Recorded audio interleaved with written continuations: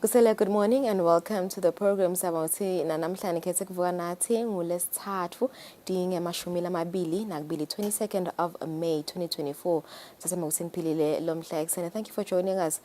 Do watch us also on our YouTube page Eswatini TV. Sikhona na ku DSTV channel 286 nakusiguchana si everywhere naku app Eswatini TV sikhona everywhere you go. Uyasitfola your favorite show Kusile Breakfast Show. My name is Lungelele Makakula. I'm with my co-host Mguni. Shimnakbili, how are you this morning? How are you? Doing very well myself, can't complain. Always a blessing to wake up early in the morning, being amongst the early birds that catch the fattest and maudibly worms. Okay, it is a very beautiful, it's Wednesday already, you know. It's a Wednesday. My head is registered that it's a Tuesday. Through. Yeah, we're already done with the week. Once it's a Wednesday, so it's but yeah, it's going to be quite the insightful show. Again, quite a lot we want to cover, but yeah, namhla siyabe sikhuluma ngenyama, siyabe sikhuluma ngama-medical aid, so siyabe nje sinebaka lidwala insurance, siphindze sibe nebasembiveni meat industries. Lidwala insurance bathi bakhuluma ke nge-no claim, low claim bonus, which is a unique reward program designed to incentivize and also celebrate a commitment to proactive health management. Siyabe sinaye nontokozo nzabkelwako kusichazela kabanti ngale program lena, and also later siyaphindze sikhulumisana noSipho Shongwe ngembiveni crazy month end sale. There's a sale embiveni kutotonke titolo tasembiveni kune price drop. There's a month end sale, biggest prize sponsor siyabe sikhuluma njalo totonke timuleti, and also ukuthi they've employed youth lekuyimvelo soligcizelelwa youth empowerment. Siyabe nje sixoxisana naye noSipho Shongwe after 7. Asike siyafuna ukuthi sibuke ihlangothi lwetempilo njengoba sikoke inyanga yenkhwekhweti. Siyathi ukuthi inyanga yenkhwekhweti is called Mental Health Awareness Month. It's every year, and this year again we do want to, make a topic and conversations and engage around issues surrounding mental health. So we are going to have an insightful segment with Pepile Sugati, a clinical psychologist at letempilo. Sifuna nje kuxoxisana naye ngathi indzaba tayo mental health awareness lapha ekhaya Eswatini. So we'll explore indzaba lenkulu, the prevalence of common mental health disorders lapha ekhaya sike depression, anxiety ne substance misuse. Lekufalakele ukuthi nakwenziwa incwaningo lapha ekhaya Eswatini ngona ahamba embili. Pepile will also discuss the stigma that surrounds mental health, indzaba lesoloke siyilwa nayo lena indzaba ye stigma libandlululo, and some of the barriers to accessing care.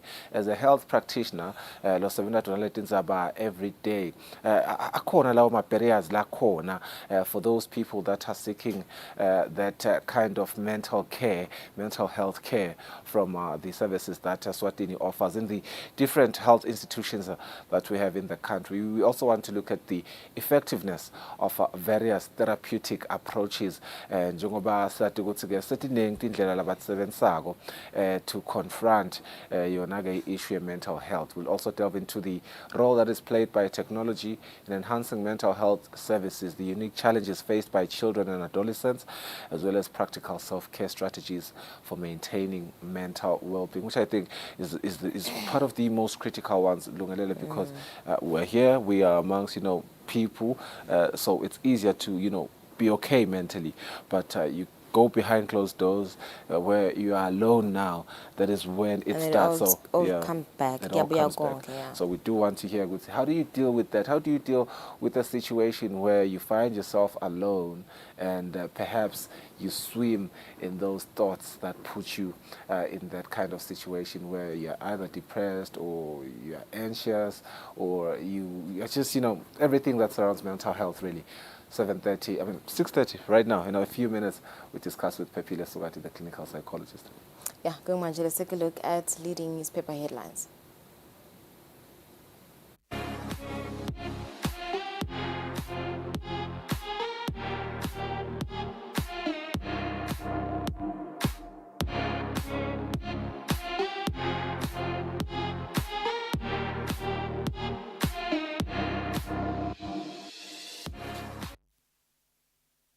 Right, so let's look at E-Times of Eswatini, your leading headlines this Wednesday. Cop charged for meat theft at Lozita Palace. Sergeant Soldier allegedly stole 7 cases of chicken carcasses and 1 case of chicken breasts. Runs to court to stop disciplinary hearing. Wants PM to recommend King members of Police Service Commission. Read more on page 2.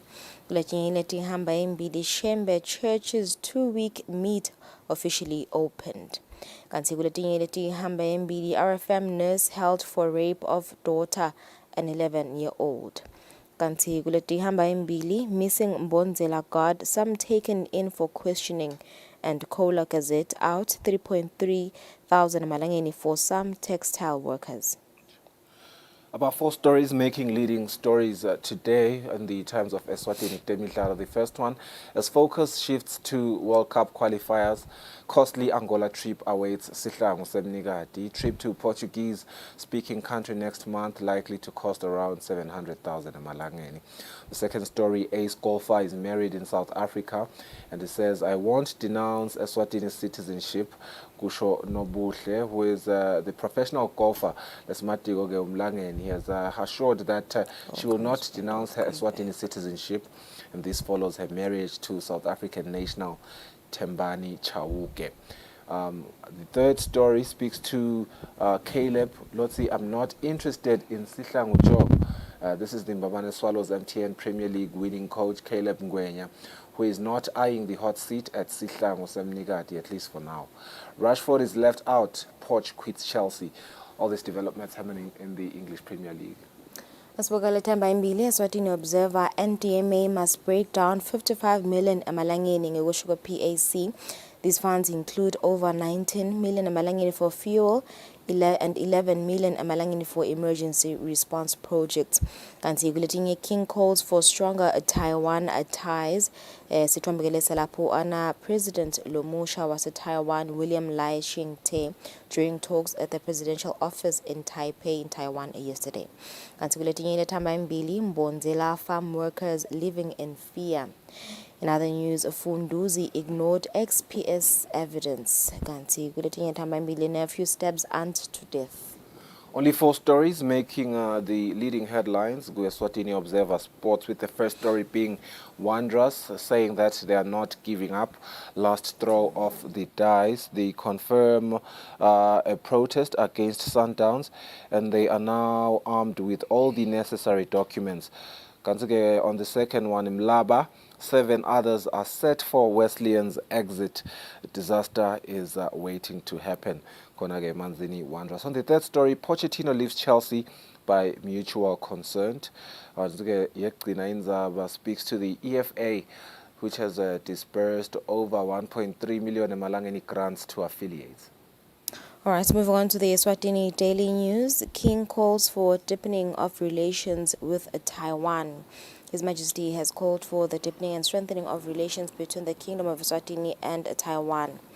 His Majesty reiterated the Kingdom's support when holding bilateral talks with President Lai Ching-te at Taipei yesterday. Kuletinye letamba imbili, government issues new 4 billion rand per-year bond program on the JSC, and water has been restored at UNESWA after crisis forces campus shut down. On the vacant Sihlangu coach post, there's a Papich duo who have applied for Sihlangu coach position. This is former South Africa's Orlando Pirates head coach, Kostadin Papich, as well as the ex-Nsingizini coach, Mac Mwase, and one-time Babane Swallows mentor, Christopher Ennen. They have all sent applications for the vacant Sihlangu coaching position. On another one, Singizini end of season awards this weekend. In South Africa, TX Galaxy takes Rulani to court. All right, and that's it for your newspaper headlines. Let's go in for an ad break. Nasibuya starta tinza Swati.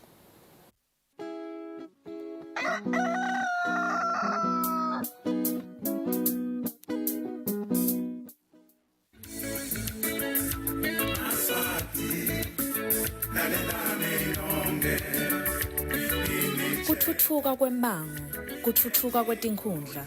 Kutfutfuka kwetinkhundla yintfutfuko yelive lonke.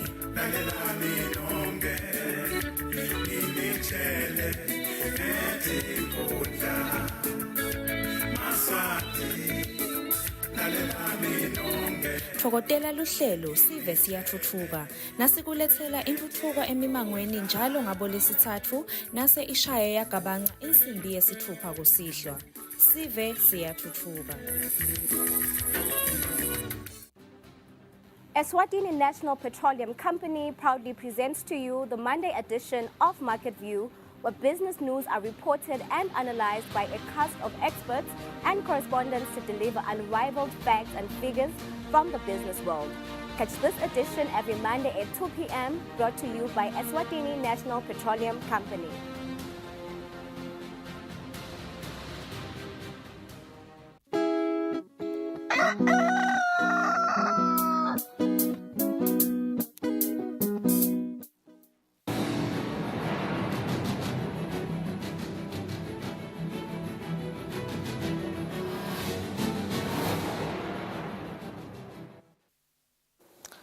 Simze silemukele nati tindzaba ingwenyama ithi incubekela phambili lephathekako ekubambisaneni kwelive leSwatini nelive leTaiwan yenda kube melula kubona ukuthi budlelwane balamave boneli kusasa lelihle.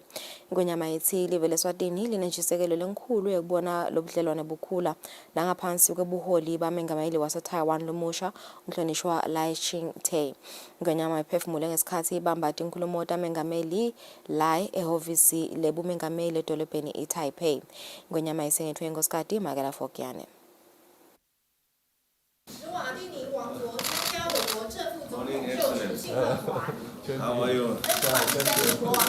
Ngesikhathi Ngonyama ifika ehovisi lebugameli tobamba inkulumo namengameli Lai Ching-te yendlulise emave kumbongela mengameli ukuthi aphumelele elikhethweni lebugameli. Kuhlangana kwebaholi kwakhe lithuba lekuthi bavusetele ubudlelwane balamave babuke netinhlangothi letinsha labangabambisana kito ngaphansi kwebuholi bamengameli lomusha. Ingonyama ithi live leSwatini linelethemba lelikhulu lekuthi litawujulisa kusebenzisana kwalo nelive leTaiwan. Your Excellency, as we stand on the cusp of a new chapter in Taiwan's history with your inauguration as the President, it is my privilege to reflect on the strong and enduring partnership between Eswatini and Taiwan and to envision the bright future that lies ahead for our nations. Under your predecessor, our bilateral relations have flourished across multiple domains.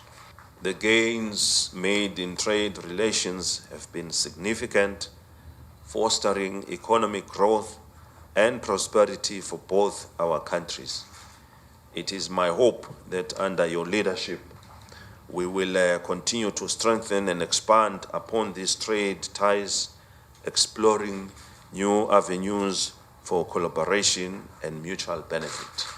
Ingonyama ikhiphe isimemo sekuthi mengameli Lai avakashele live leSwatini yamphanatho logcina wekutheni evekatini leAfrika lonke leAfrika lonke liphelele live leSwatini lisihlobo lesikhulu selive leTaiwan.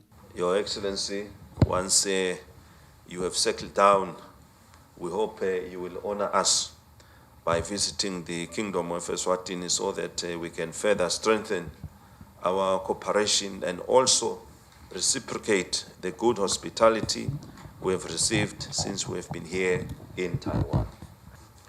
Rest assured that you have a true friend and a trusted friend on the African continent, because we are an ally that will continue to support you in all your global endeavors. May our partnership continue to strive and flourish in the years to come. Mengameli Lai utibophelele ukuthi utawakhela emsebentini lowenziwe ngumengameli wayitolo abambise live leSwatini ikakhulu etinhlelweni talo tentuthuko. Udumise umgomo welive leSwatini wetangephandle loligagula njengalelo lelide sitha wathi loku sekulende laba lihlahlandlela lekuthula mhlaba wonke. 斯瓦蒂尼奉行没有敌人 Eswatini's foreign policy, which is based on the principle of I have no enemy, has led to your country becoming known for championing peace. Taiwan is a responsible member of the international community. Like Eswatini, we are committed to maintaining regional peace and stability, participating in international organizations and events, and contributing more to the world. Eswatini has long supported Taiwan's international participation and spoken up for us on various occasions. For this, on behalf of the people of Taiwan, I extend my sincerest gratitude. We are aware of Your Majesty's grand vision for Eswatini's development. Over the past few years, our countries have enjoyed great results from bilateral cooperation in such areas as agriculture, education, vocational training, and ICT. Moving forward, the new administration will build upon the existing foundation to implement cooperative programs as we continue to advance national development and mutual prosperity. Mengameli Lai utsite uwati kamhlophe emaphupho elive leSwatini futhi utawusebentela ukuthi tivumelwano letikhona kulamave lamabili tisebente ngalokuphelele. Kulomcimbi live lisayine tivumelwano tekubambisana nelive leTaiwan etinhlangothini letahlukahlukene. Libhange lelikhulu iCentral Bank of Eswatini lisayine izivumelwano nelibhange lelikhulu eTaiwan.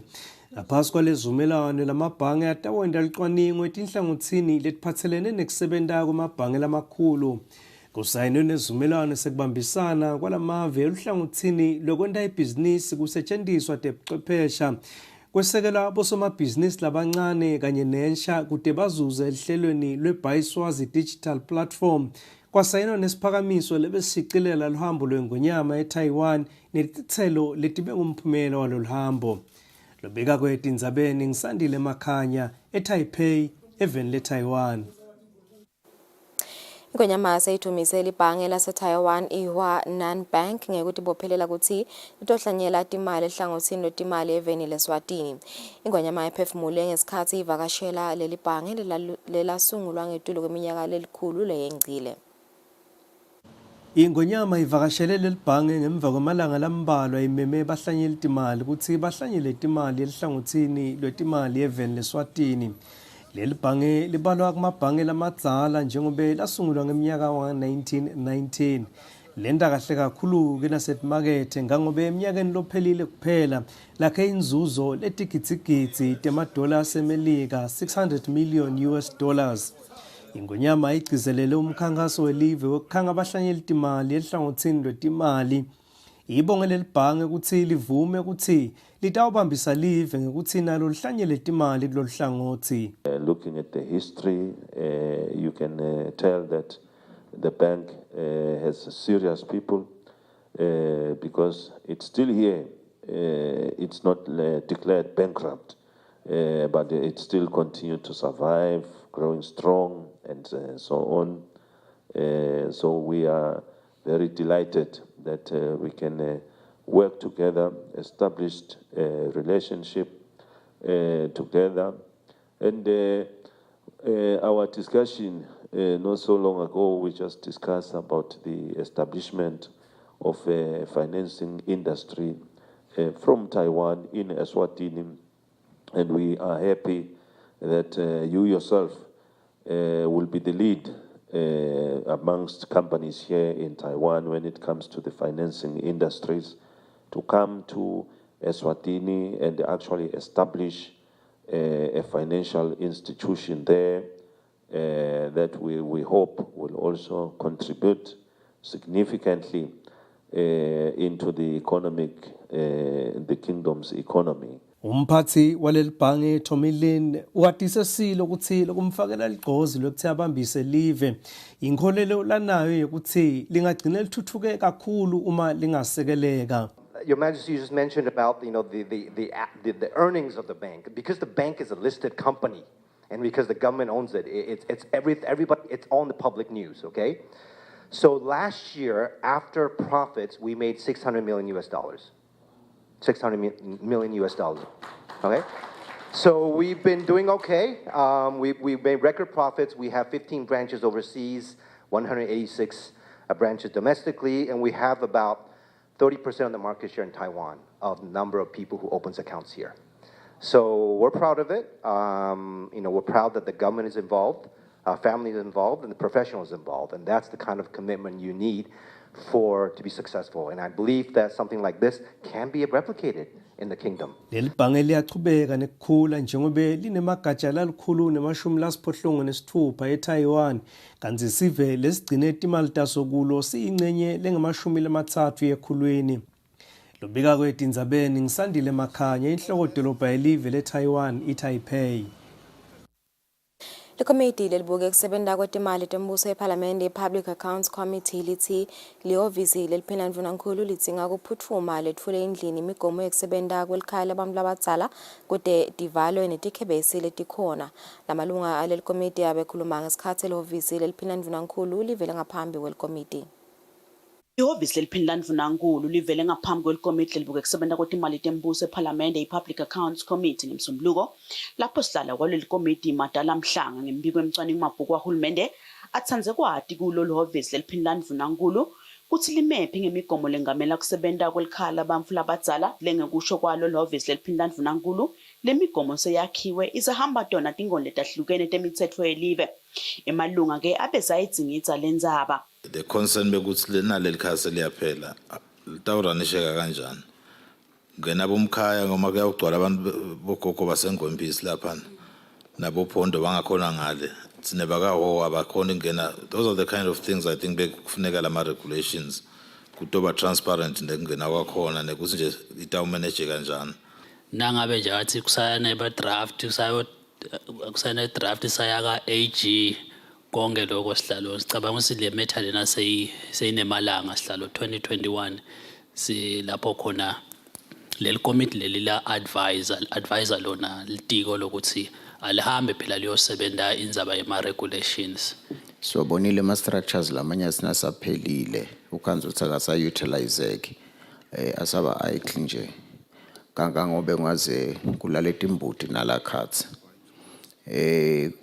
akuzameke lokuthi kugijimeke ngoba ngicabanga ukuthi bekungeke kwakhe structure lesibiti imali lengaka kube kungakacatshangwa ukuthi 21 kubekwapi ngoba labadokotela baka health isihlalo bebathi nangabe babacelile kusibede ngala kulelo khaya labantu abadzala abakhona labadokotela kuhlala lapha bese bayabaleka so uthole labantu labadzala lapha kanti uthola ukuthi basesimeni lesingasi kahle sokuthi bangavela kubantu uthole ukuthi laba banakile lapha sebabathatha babayisa lapha esibhedlela mangane lesikhulu la kuthe bantu ukuthi banenge kakhulu khona so ngizama kuhlola ke lo ukuthi sebahambe kanganani ekuthenini babe nalabo dokotela babo labatawuvele basayithe lapha kulabantu abadzala babanake ngaso sonke isikhathi isihlalo. Le issue lama guidelines lelitiko vele liya delay lokwaletha ngabe lokubanga lokho akusiko into ukuthi kunekubhebheteleka kwegangathide lokukhona lokwenda lokuthi kusengekho lama guidelines ukhona abantu ababenefithako. Mabhanayilo omkhulu kuleli hhovisi Melusi Masuku uthi lemigomo seyikhona kanti nenzaba yabonesi labatawuhlala kuleli khaya banakekele bona abamfula abadzala iyasetshenzwa.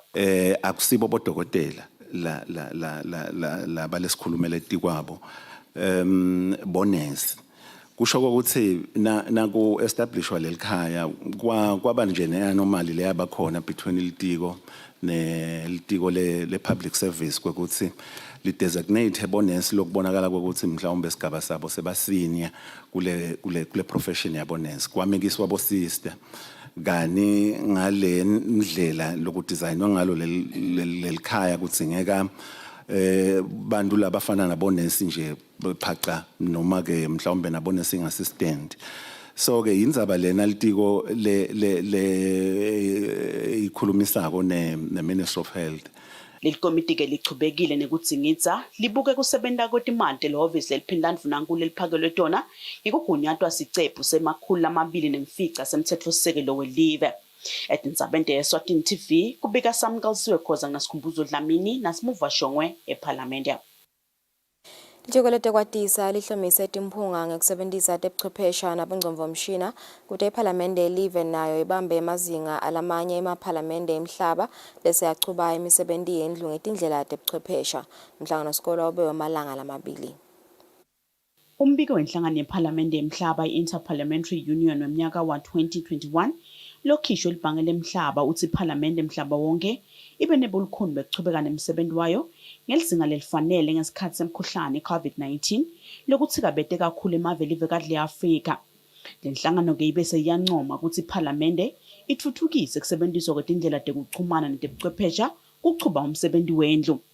Njengoba emalunga ePhalamende li-12 elive lase-Eswatini sekawatfolile emathuluzi ekusebenta kufaka ekhatsi bongcondvomshina, timphunga-ke tibe setihlomiswa ngetindzaba tekusebenziswa kwetebuchwephesha nabongcondvomshina tihlonyiswa ngelo tiko letekwatisa. Timphunga tikutfokotele kuhlomiswa ngalolu hlobo kude iPhalamende yelive nayo ibeke kusebenziswa kwemaphepha eceleni imisebenzi yendlu ichutshwe ngetindlela tebuchwephesha kucinisekiswe futhi kusi tiyaphepha tisenda umsebenzi wato. Mengameli wetimphunga imphunga Lindiwe Dlamini uke wakhutsata timphunga endlini ngaphambilini ukuthi titinxwadzise ngekusebenzisa tona tindlela tebuchwephesha nabongcondvomshina njengoba kusemgomeni wePhalamende yelive kugcine sekuchutshwa yonke imisebenzi yendlu netabongcondvomshina iParliament. Lo mhlangano wemalanga lamabili uyingcenye yemgomo wahulumende ngalolu tiko letekwatisa kwenabisa lwati ngetindzaba tekusebenziswa kwetebuchwephesha lapha eveni. Etindzabeni te-Eswatini TV kubika samqaliswe khoza nasikhumbuzo Dlamini ePhalamende.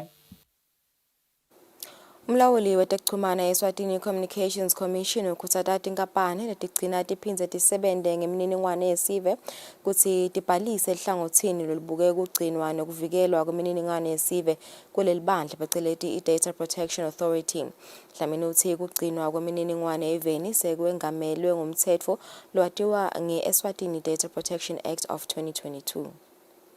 Sivele siphuma umkhankaso kulamalanga kuhamba sicela tonke tinkampani letiphethe imininingwane yebantfu. Ngicabanga ukuthi ke na ungadi ukuthi wena uphethe umniningwane webantfu kusho ukuthi kude lo uphethe. Kepha ke isikhathi esinyenti tonke indzawo lesiya kuto kuma-pharmacy bathatha information yebantfu setibhedlela, kusetikolweni, kusemasontfweni, setinkampaneni, bomabiza emoyeni. Bonke labantu baphethe imininingwane yebantfu. Sicela ke wonke lo buke leyo lophethe leyo data yebantfu sisho njalo kuthi akavele atobhalisa njengekusho kwemtsetfo lo wasisungula eminyakeni lemibili lendlulile. Indzaba sibili lokuthi bantfu noma kungati noma ngekuthi nje sowujake kusebenzisa lo mahlalekhukhwini wakho lomusha afike bathi hey accept, wena u-accepta konke lokukhona la. Kanti la khathi bayakutshela ukuthi information yakho sitayisebenzisa for marketing purposes noma sitayenda lokwa nalokwa nalokwa. Pha wena ngalothi bowujake lo lokufunako awusanaki kani kufuna uvume sort of i-minimum letawukhona ukuthi uqhubeke usebenze ngoba kulokunye ukhanza ukuthi vele na ungakuvumi lokho kude ngeke usakhona ukusebenzisa lo cingo. Umsolwa lolisotsha ecaleni lekutama kukhwabanisa imali lungu-200,000 emalangeni kumfundisi welibandla le-All Nations Church in Zion Archbishop Bheki Lukhele uzawutokela lamanye macala akhe embuluzi Army Barracks. Lokuvete ngulomelele umbuso kuleli cala Chris Sibanza ngesikhathi lomsolwa longizweli Honest Dlamini avele embikwa lo ngumantshi lomkhulu enkantolo kamantshi embabane Sifiso Vilakade. Chris Sibanza wathi izinkantolo ukuthi umsolwa Zweli Honest Dlamini ulisotsha kanti usatokelela amanye amacala akhe entalakabusha lesembuluzi lena indzawo yecunza timilo emasotsheni. Sibanza wathi izinkantolo ukuthi kutawuthi njalo nje naliteko licala lakhe utawubolandva khona entalakabusha. Umsolwa loneminyaka lengama-38 wendzawo yasemkhuzweni esifundeni sakaHhohho ukhwetse kutikhulumela kuleli cala.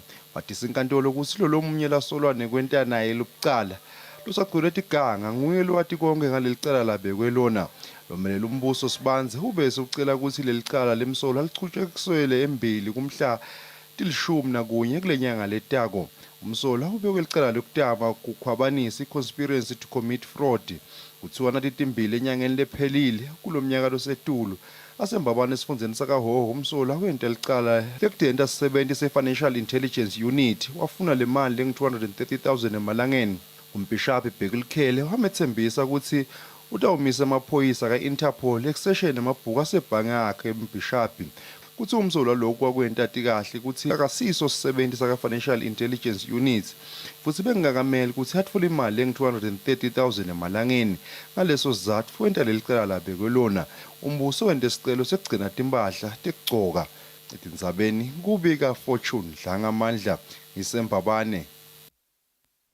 Inhlangano yakamhlaba lebuke tindzaba taka-Atomic Energy International Atomic Energy Agency itawubambisa live laseswatini kufundzisane kwakha umtsetfo lotawengamela kusebentiswa kwe-atomic ne-nuclear power. Lokhu kuvetwe ngulobuke imitsetfo nemigomo yetemvelo itiko letekuvakasha nemvelo Constance Dlamini. Litiko letekuvakasha nemvelo ngekwesekelwa inhlangano yakamhlaba lebuke tindzaba te-Atomic Energy, i-International Atomic Energy Agency, libambe isigaba sesibili semhlangano wetinhlangosi etahlukene tahulumende letifaka ekhatsi imibutho yetekuvikela beticishamlilo betemphilo nalababuke tehlakalo kubukisana indzaba yekusebentisa kwe-nuclear ne-atomic energy kuleli.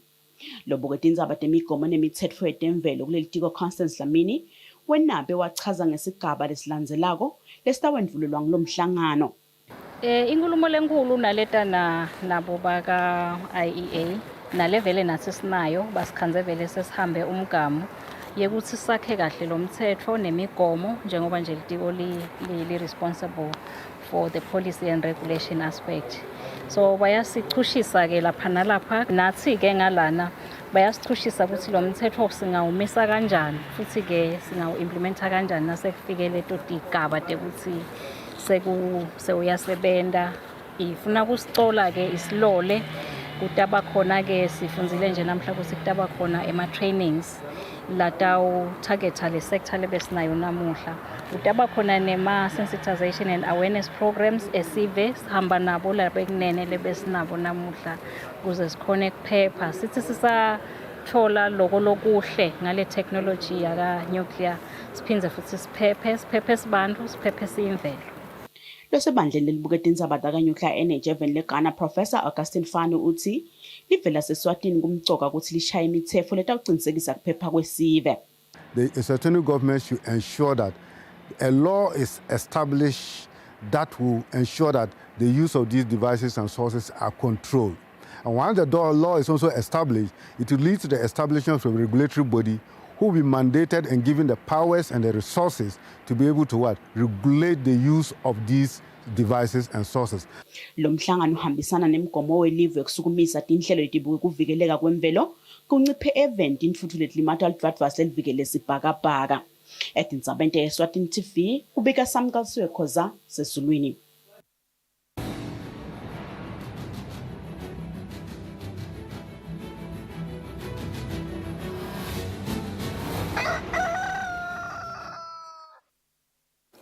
Mapalane wenhlangano yemidlalo wamabhayisikili kuleli imxolisi ishongo ukuthi le nhlangano seyicala indlela tekucala umdlalo wamabhayisikili webantfu labakhubatekile pheceleti paracycling.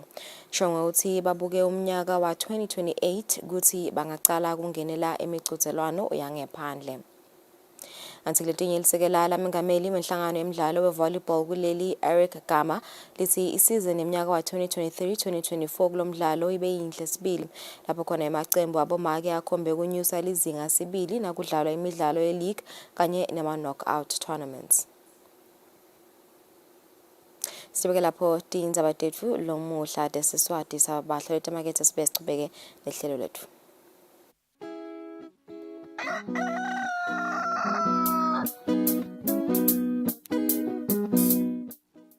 Be sure to catch Business Watch every Wednesday between 2 p.m. to 3 p.m. where we feature the latest updates on business news, market trends, and exclusive interviews with industry leaders, as well as insights on emerging small and medium enterprises in the commercial sector. Business Watch, your business leader.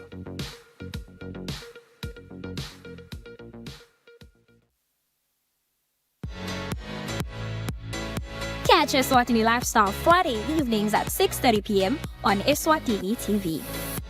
Hello, and of course, this is Eswatini Lifestyle, and of course, this is your wonderful host, Chukis the Meaning, who's here to give you nothing but the best of the entertainment and lifestyle scene in the kingdom of Eswatini. Get the trending stories with your favorite stars of Eswatini in fashion, showbiz, food, travel, and events. They say when you're in doubt, which color do you wear? Orange.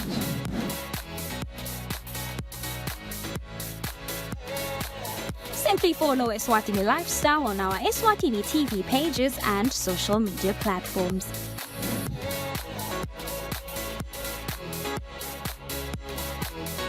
Don't forget to catch the show Fridays at 6:30 p.m., repeat on Mondays at 9 a.m. on Eswatini TV, Spogo Semaswati.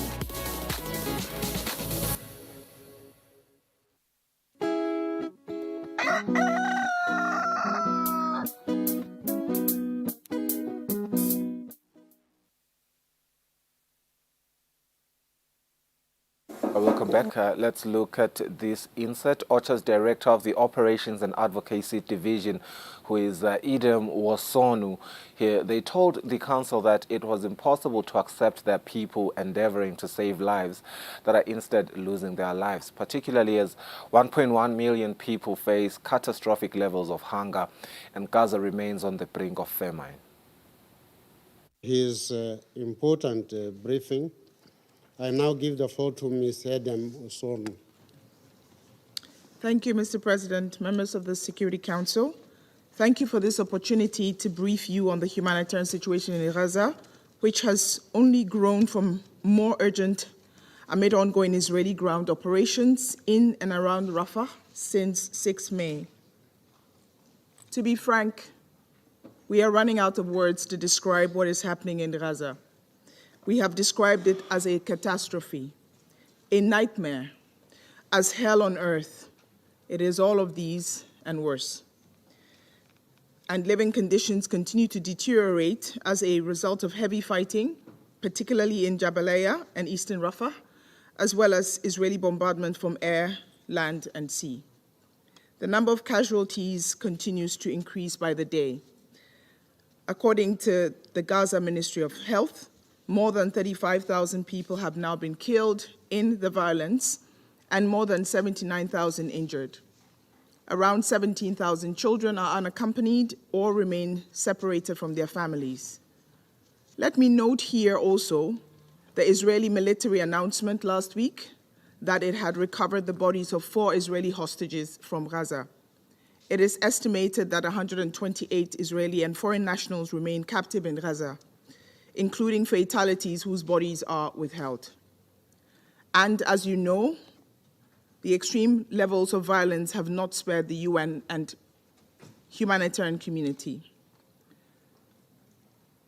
The Special Coordinator has just updated on the death of our UN colleague on the 13th of May. Yet another UN staff member was killed and another seriously injured when their UN vehicle came under attack while en route to the European Gaza Hospital in Khan Yunis. We lost a father, a husband, and a dedicated colleague with a distinguished career. This brings the number of UN staff killed in Gaza since the escalation of hostilities, again, as has been said, to 193 staff. We find it impossible to accept that people endeavoring to save lives are instead losing their lives, particularly as 1.1 million people face catastrophic levels of hunger and Gaza remains on the brink of famine. As of 18 May, just 10 bakeries are operational out of a total of 16 being supported by our humanitarian partners. However, it is expected that these will run out of stock and fuel within days if no additional supplies are received. The other 6 bakeries, all of which are in southern Gaza, have been forced to cease operation due to either shortages of fuel or because of ongoing hostilities. The healthcare system in Gaza is also under impossible strain. In Rafah, 21 medical points, 4 primary healthcare centers, and 4 hospitals are now inaccessible. In the north, 2 hospitals, 5 primary health care centers, and 16 medical points are inaccessible. These facilities all provided critical medical services, including trauma care, non-communicable disease management, kidney dialysis, and maternal and child health care. An estimated 14,000 critical patients currently require medical evacuation out of Gaza. Prior to the closure of the Rafah crossing, medical evacuations had reached approximately 50 patients per day. This means nearly 700 patients have not been evacuated since the closure of the Rafah crossing. Mr. President, since October 2023, 75% of the population in Gaza, 1.7 million people, have been forcibly displaced within Gaza, many of them up to 4 or 5 times, including as a result of repeated IDF-issued evacuation instructions. Some reports have also suggested that many thousands of Gazans may have crossed into Egypt and more are trying. And in the past 2 weeks, more than 800,000 people have been displaced from Rafah into other areas of Gaza in search of safety. As the conflict persists and lives are threatened, civilians must be allowed to seek protection.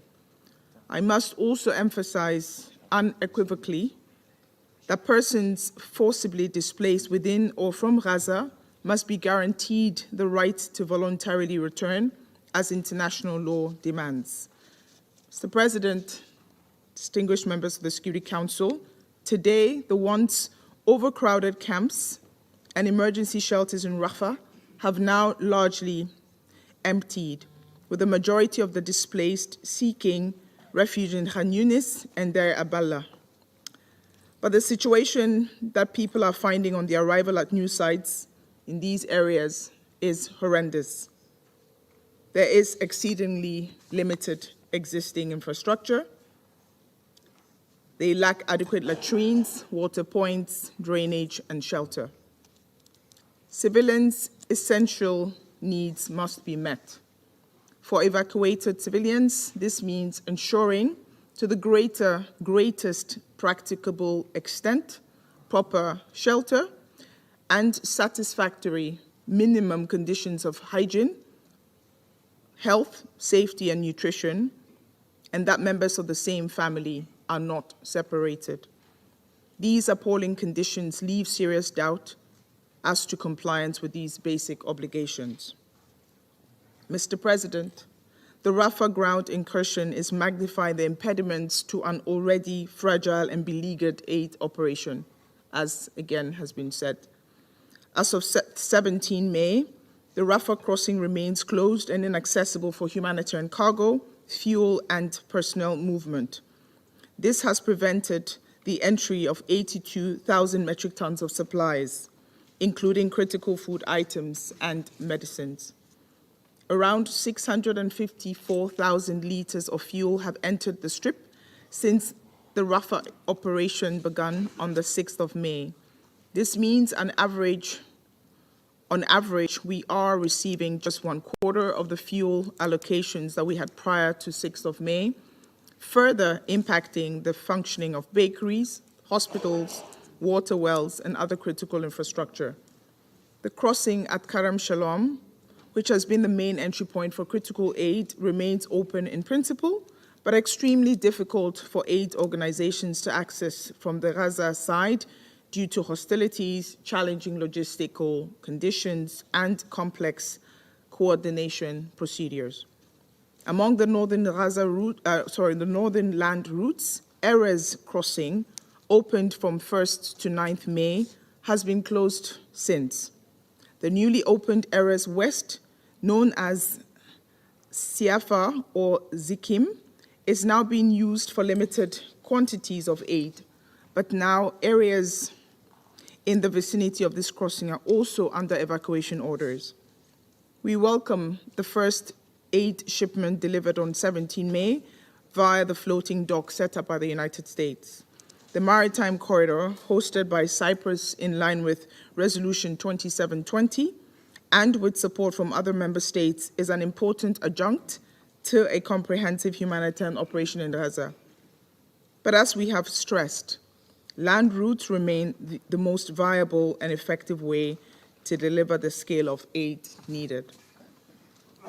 Mr. President, the United Nations and our partners are committed to staying and delivering in Gaza wherever civilians are in need, and we are configuring our operations to recent population movements.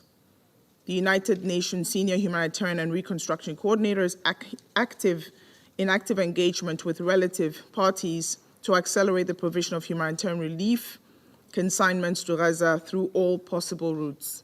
However, due to the current closure of the Rafah crossing and limited access via Kerem Shalom and other crossings, right now we lack the supplies and fuel to provide any meaningful level of support. I can take you and the council members through the list of things we need. You have heard them before. 1, the toll of death, injury, destruction in Gaza is utterly unconscionable. We demand the civilians, their housing, and the vital infrastructure they depend on be protected as international humanitarian law requires. All feasible precautions must be taken to avoid and minimize civilian harm. 2, we need the facilitation of rapid, unimpeded passage of humanitarian relief into and within Gaza, also as a matter of international humanitarian law. All available access points must be open and kept open for a sustained period to allow aid to enter at scale. 3, we also need to be assured of the protection of humanitarian and UN staff, all of whom are working under extreme conditions in Gaza. This requires the parties to take constant care throughout military operations, which the agreed humanitarian notification system aims to maximize. It also requires enabling a stable communications network. 4, we need adequate funding, particularly for UNRWA, the United Nations Relief and Works Agency, which is the central pillar of our aid operation. As of 20 May, the 2024 flash appeal is only 25% funded. We urge donors to step forward with the funding received. We are grateful for the funding already received. But in all honesty, Mr. President, members of the Council, at this stage, and as has been said, it is only a humanitarian ceasefire and a halt in the ground incursion in Rafah that will fully protect civilians, create the conditions for humanitarians to work, to provide assistance at the scale required, and stem the endlessly deepening toll of this travesty in Gaza. So, our principal call today is for all parties, as a matter of urgency, to make genuine progress towards ceasefire, for the release of all remaining hostages, and for the Security Council and all member states to use their influence to bring this humanitarian catastrophe to an end. Thank you.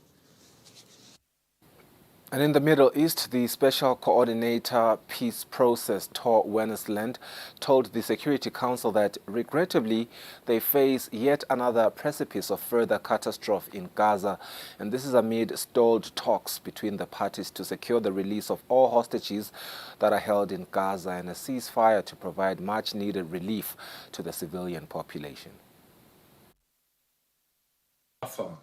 Where the situation is becoming increasingly desperate and dangerous for the already besieged population.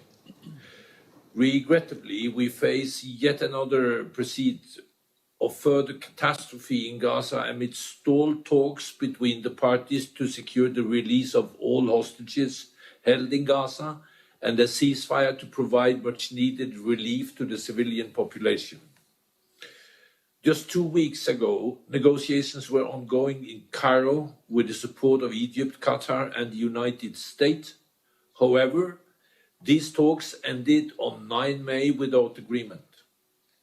I urge the parties to redouble all efforts and return to the negotiating table immediately and in good faith.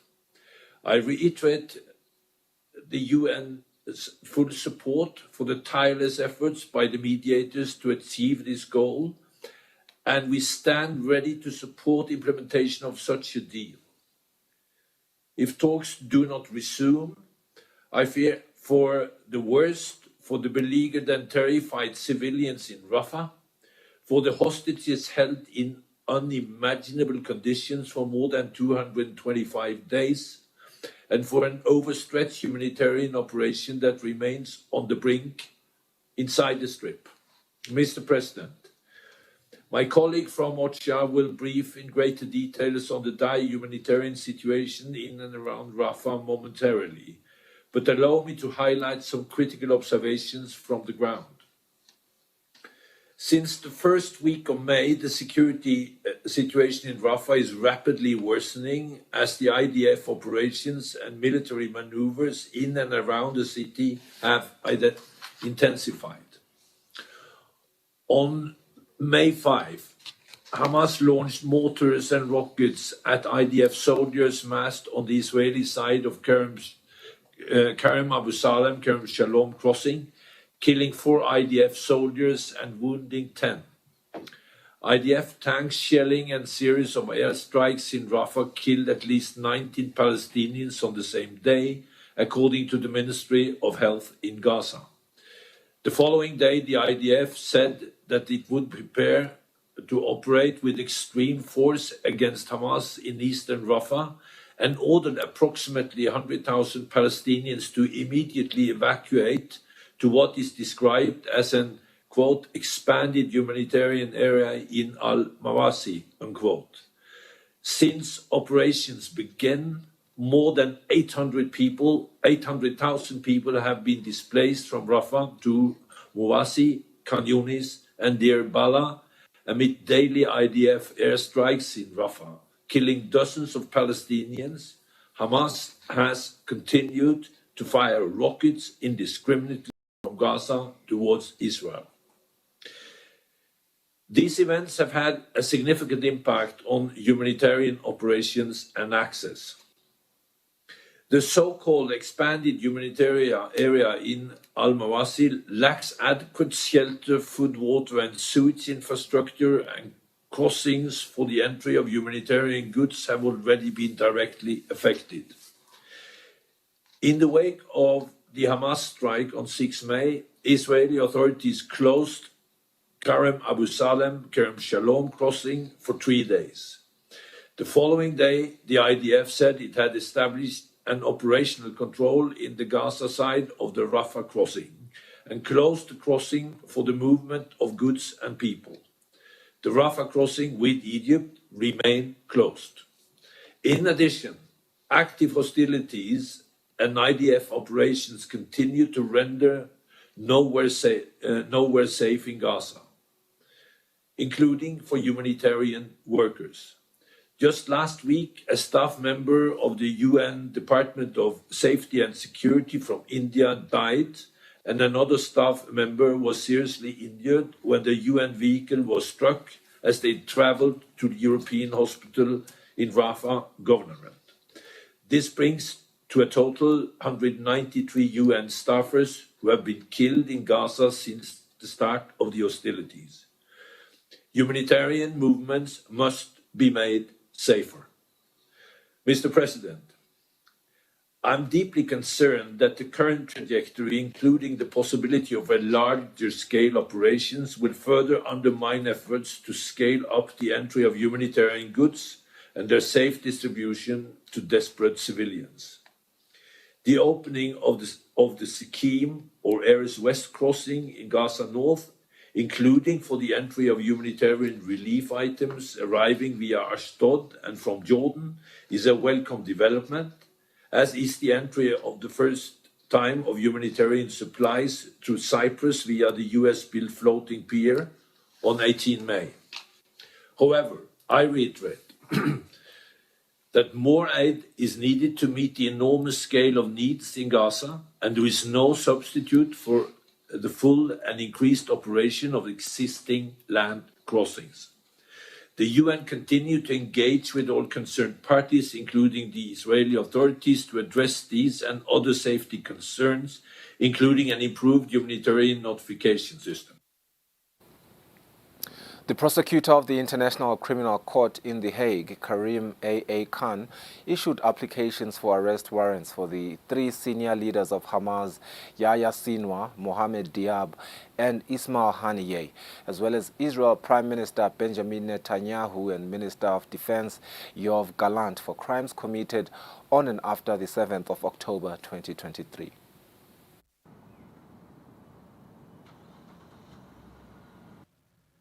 I have reasonable grounds to believe that 3 senior leaders of Hamas, Yahya Sinwar, Mohammed Daif, and Ismail Haniyeh, bear criminal responsibility for the following international crimes committed on the territory of Israel and the State of Palestine from at least the 7th of October 2023.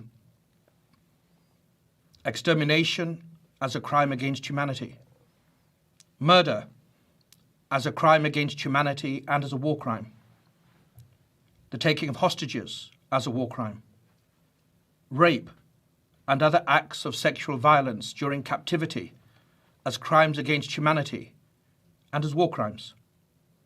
Torture during captivity as a crime against humanity and as a war crime. Other inhumane acts during captivity as a crime against humanity. Cruel treatment during captivity as a war crime. And outrages upon personal dignity during captivity as a war crime. These crimes were committed in the context of the ongoing armed conflict detailed in the applications and as part of a widespread and systematic attack against the civilian population of Israel by Hamas and other armed groups.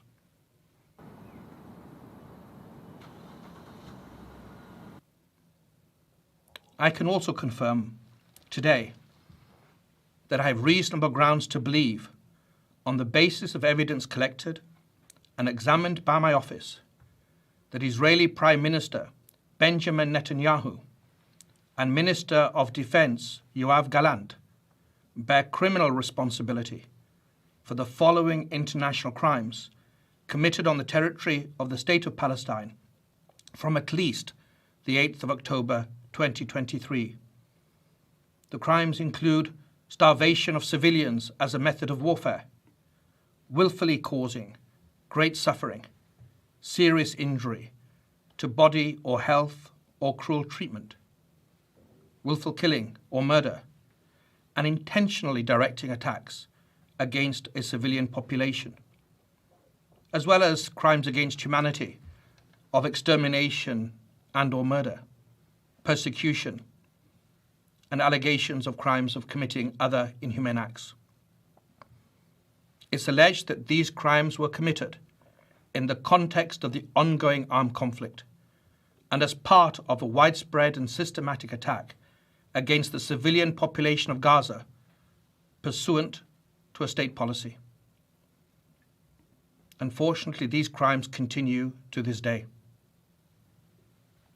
My office submits that these individuals, through a common plan, have systematically deprived the civilian population of Gaza of objects indispensable to human survival.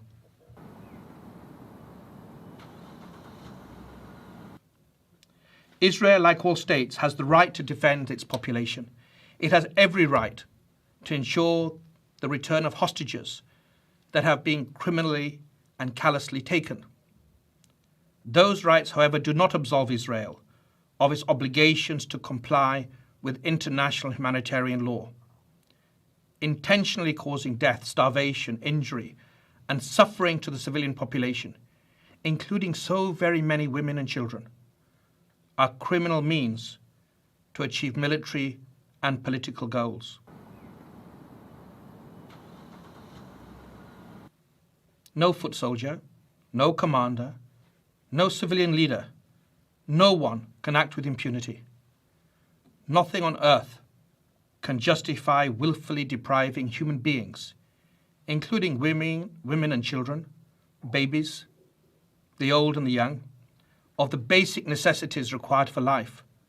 Nothing on earth can justify hostage taking or the targeting and killing of civilians. The independent judges of this International Criminal Court are the sole arbiters as to whether the necessary standard for the issuance of warrants of arrest have been met. The judges of the International Criminal Court must be now given the space to do their work and to dispassionately and objectively review the evidence that we have submitted. That was just segments to give you an update on the interventions around the geopolitical issues happening around the world, of course, affecting a lot of economies, including our own economy in Eswatini. Let's look at international news after the break.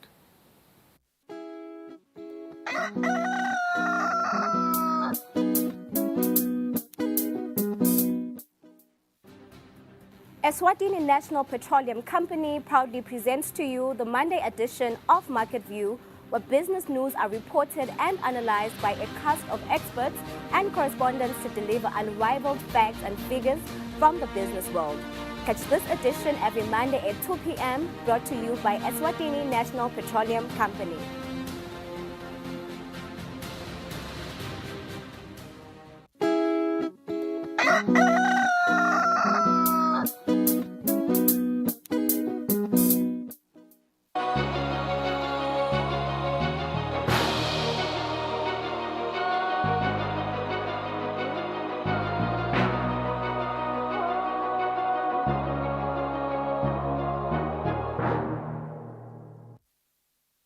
Welcome back. Let's take a look at international news. The International Criminal Court's prosecutor said that he was seeking arrest warrants for Israeli Prime Minister Benjamin Netanyahu, his defense chief, and 3 Hamas leaders over alleged war crimes. As Israel's Prime Minister and Defense Minister find themselves in the International Criminal Court's sights for war crimes and crimes against humanity, their number one international ally has leapt to their defense. Let me be clear. We reject the ICC's application for arrest warrants against Israeli leaders. And it's clear Israel wants to do all it can to ensure civilian protection. Israel and the US are conspicuous by their absence in the list of 124 countries recognizing the authority of the ICC, unlike the vast majority of their European allies. So the latest move by the court tests European loyalty to a court that has up until now prosecuted overwhelmingly African leaders and never yet officials from a Western-aligned democracy.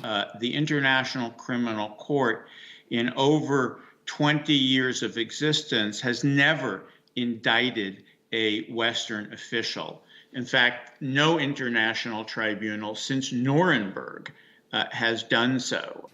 Despite ICC membership, the UK Prime Minister's loyalty to Israel appears to come first. Well, this is a deeply unhelpful development. Of course, it's still subject to a final decision, but it remains deeply unhelpful nonetheless. While France, on the other hand, has come out in support of the court's pursuit of accountability. For several months, France has been sounding the alarm on the imperative need for a strict respect of international humanitarian law, especially regarding the unacceptable nature of civilian losses in the Gaza Strip and insufficient humanitarian access. France supports the International Criminal Court, its independence, and the fight against impunity in all situations. It is now up to a panel of 3 judges to assess whether or not to issue the warrants. And if they do, international law will require any ICC member state to arrest the 2 men if they enter their territories, a state of affairs likely to further isolate Israel and its leadership. Ukrainian soldiers are attempting to hold off Russian advances in Vovkansk, a border town in the Kharkiv region. Russian forces have made their largest territorial gains in 18 months since they launched a ground assault in the region and opened up a new front. In the outskirts of Vovchansk, in the Kharkiv region, these Ukrainian soldiers are attempting to hold off Russian advances. Ukrainians claim they still control around 60% of the town. Moscow's forces have made their largest territorial gains in 18 months, since they launched a ground assault in the northeastern Kharkiv region and opened up a new front. On Tuesday, President Zelensky warned that Kyiv needs more air defences in order to hold the front line. Russian murderers are actively using guided aerial bombs in the area of Chasiv Yar, in the Pokrovsk sector, in the area of Lipsy in the Kharkiv region, and to other combat areas. This brings us back again and again to the need for air defence, for additional defence systems that could significantly mitigate the difficulties for our warriors and the threat to our cities and communities. Air defence systems that could protect residents from aerial attacks. This 22-year-old woman was injured when a missile struck the outskirts of Kharkiv. Not long after, there was a second explosion. I was miraculously alive. Everyone around me within 5 meters died. And the doctor who came to me put a tourniquet on my leg. Then we were hit a second time, and his arm was torn off. Kharkiv prosecutor's office accused Russian forces of using the double strike to target civilians and then target rescue teams who respond to the initial incident. Moscow has often been accused of using so-called double tap attacks, but insists it only aims to strike military infrastructure. Ukraine, meanwhile, says it is gathering evidence of war crimes in the region. President Emmanuel Macron will visit riot-hit New Caledonia in Paris on Tuesday, and the Pacific territory of 270,000 people who have been in turmoil since May 13, and violence erupted over French plans to impose new voting rules that will give tens of thousands of non-Indigenous residents voting rights.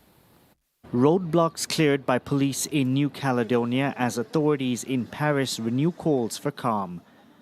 Tensions remain high in the French overseas territory, with President Emmanuel Macron due in Nouméa on Wednesday. The situation is not back to normal, but it's getting better. We're lucid, and a lot needs to be done before things go back to normal. The President announced to the Council of Ministers that he will be heading there this evening to set up a mission. Violence erupted in New Caledonia last week after the French National Assembly rubber-stamped a bill to allow changes to the territory's electoral laws. It would allow residents who've lived in New Caledonia for a period of 10 years the right to vote in provincial elections.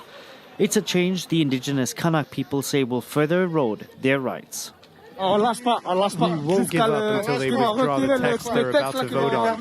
No, we won't give up. Even if we have to die for it, we'll stay here on the roadblocks. The crisis here is a big fail. Because the French government doesn't know how to control people here. All the people, they are always in front of the police and military and soldiers. They said, stop it, Macron, stop it with the law. France has dispatched over 1,000 gendarmes from the mainland to restore calm, with the state of emergency in the territory still in effect. On Tuesday, Australia and New Zealand began repatriating their citizens, with the main airport in New Caledonia still closed. One passenger was killed and 30 were injured after a Singapore Airlines flight hit severe turbulence on Tuesday, flinging passengers and crew around the cabin and forcing the plane to land in Bangkok. This was said by officials and the airline. Passengers being evacuated from the plane on stretchers after their Singapore Airlines flight was forced to make an emergency landing in Bangkok due to severe turbulence en route.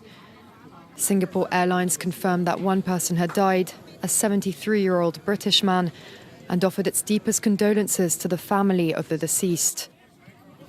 A further 18 people were hospitalized, many for head injuries, and 12 others were treated after the plane made its emergency landing at 3:45 p.m. local time in Bangkok. A total of 211 passengers and 18 crew had been aboard the Boeing flight from London to Singapore. Tracking data shows the plane was cruising at 37,000 feet over the Andaman Sea, approaching Myanmar, when it reportedly ran into turbulence. A passenger told Reuters news agency that everyone not wearing a seatbelt was immediately launched into the ceiling, hitting their heads on the baggage cabins overhead. According to a 2021 study by the National Transportation Safety Board, the most common type of airline accident is turbulence-related.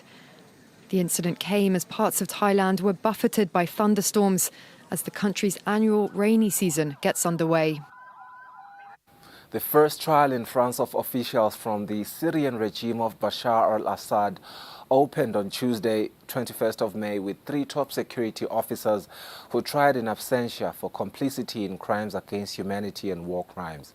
The Paris Criminal Court is hearing cases against the officials for their role in the deaths of the 2 French Syrian men, Mazen Dabakh and his son Patrick, arrested in Damascus in 2013.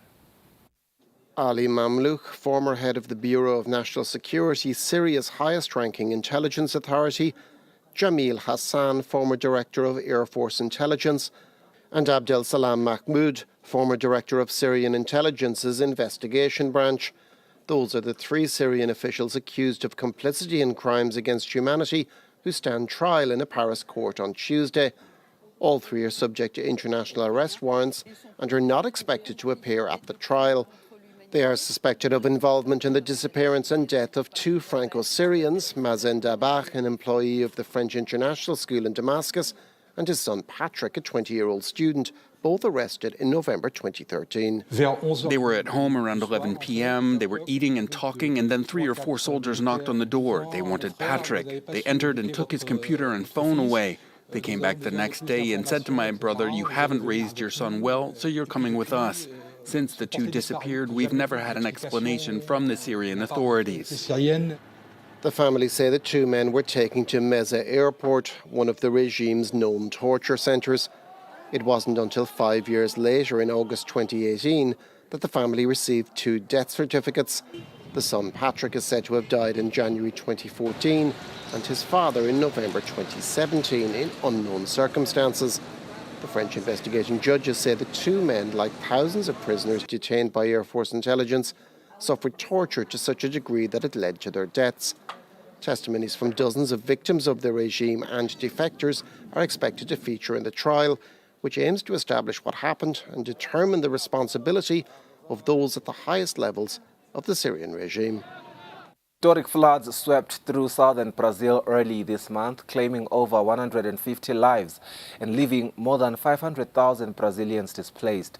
Scientists attribute this unprecedented destruction to a confluence of weather conditions, all influenced by climate change. It looks like a tornado hit this neighborhood in Cruzeiro do Sul, a small town in southern Brazil, not far from the Argentinian border. It floods caused this devastation, sweeping away houses, buildings, and signs of life in a matter of days. This was like a city. It had asphalt, houses, clinics, a butcher shop, a market. It was like a city. Now it is completely devastated. All is gone. The destruction is similar in other towns in this region after floodwaters rushed through this month, killing more than 150 people and forcing more than 500,000 Brazilians from their homes. Some areas received up to 10 times the normal amount of rain. Elisete Petri came to see what was left of the home she lived in for more than 40 years. The retired teacher found her roof in the backyard and the front door lodged in a tree more than 100 meters away.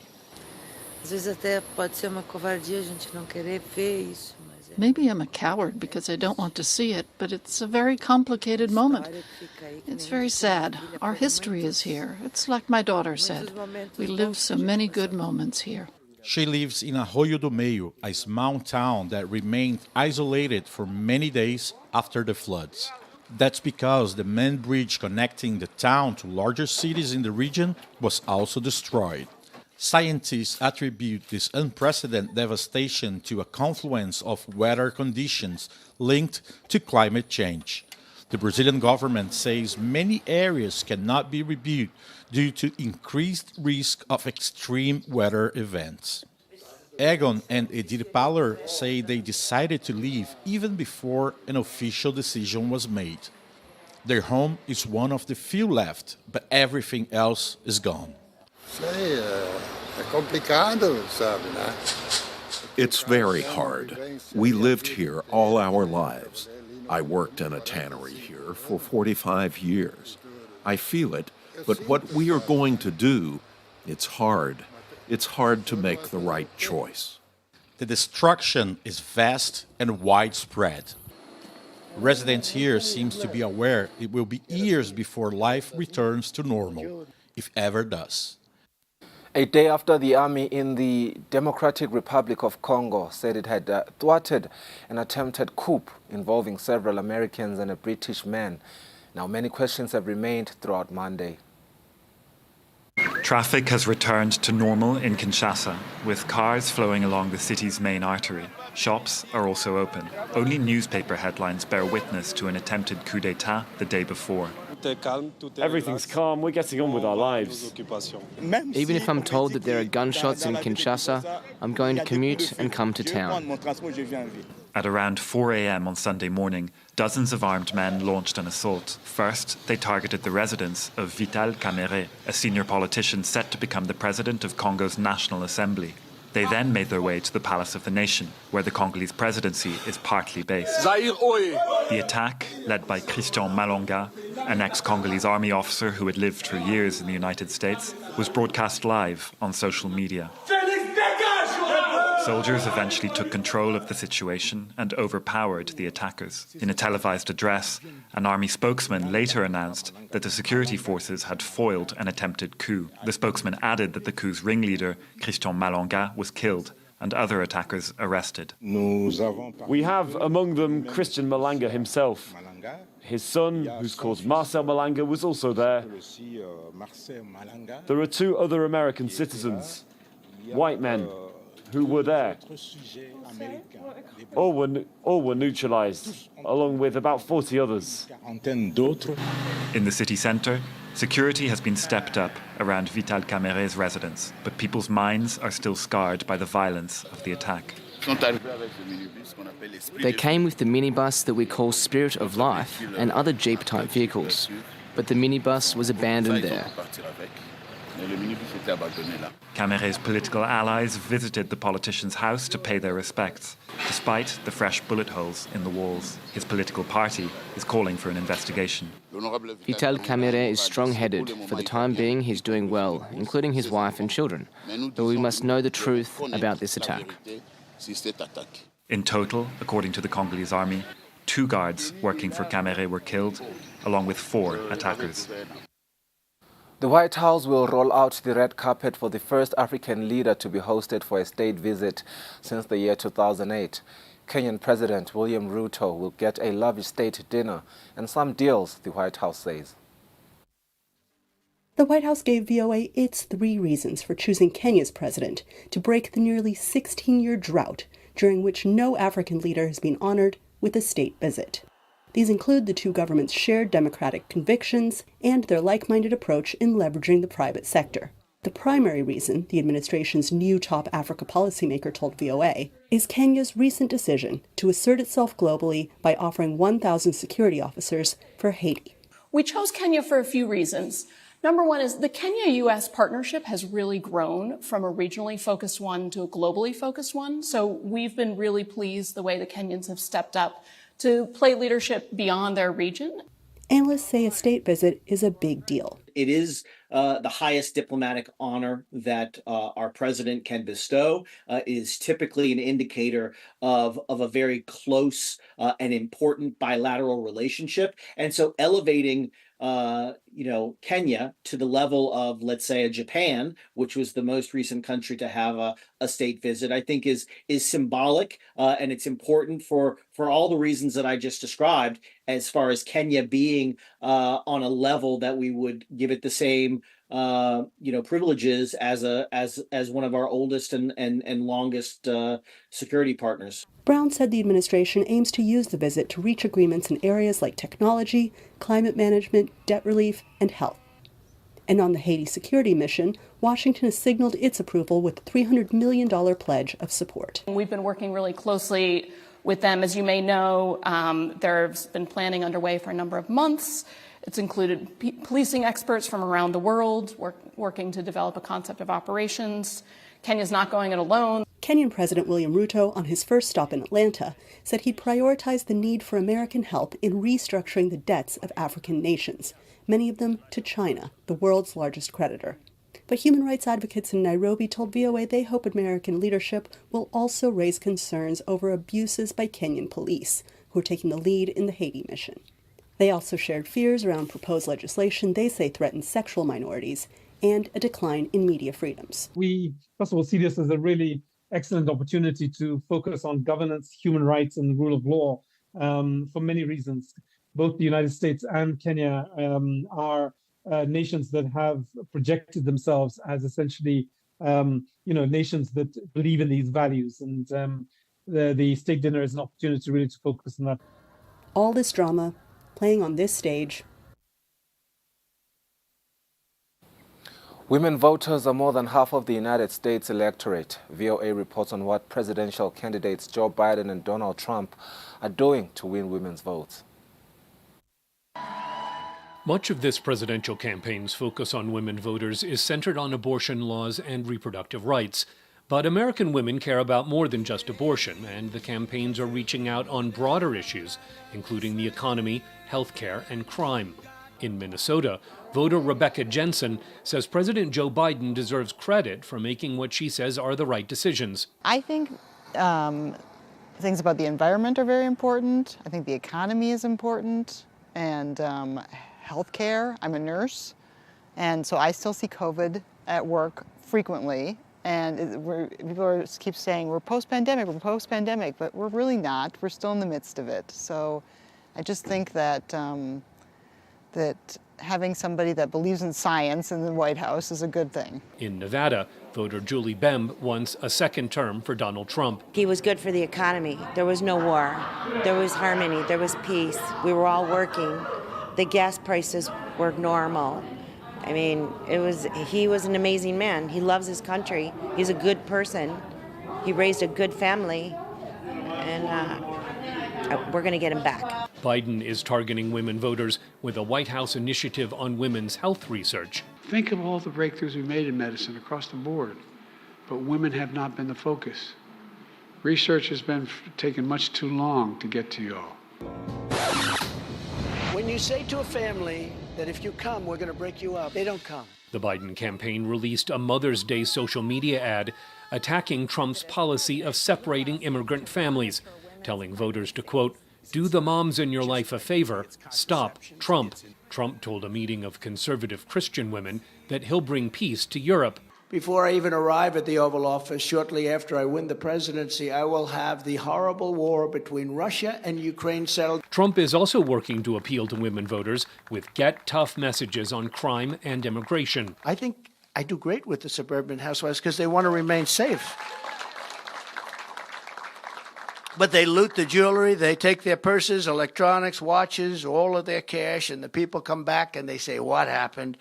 If you don't want illegal alien criminals crawling through your windows and ransacking your drawers, then you must vote for the fact that we have to throw crooked Joe Biden out as fast as possible, the damage he can do. The Center for American Women in Politics says more women have voted than men in every U.S. presidential election since 1980.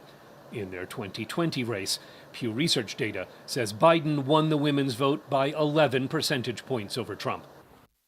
Russian President Vladimir Putin's visit to China last week underlined the burgeoning economic and geopolitical ties between Moscow and Beijing. This is amid Russia's war on Ukraine.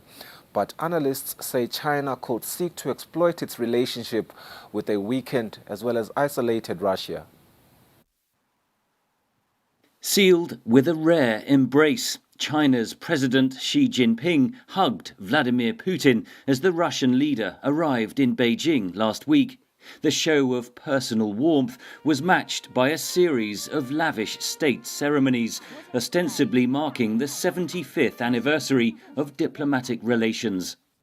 It is a shared strategic choice of both countries to deepen strategic cooperation, expand mutually beneficial cooperation, and follow the general historical trend of multipolarity in the world and economic globalization.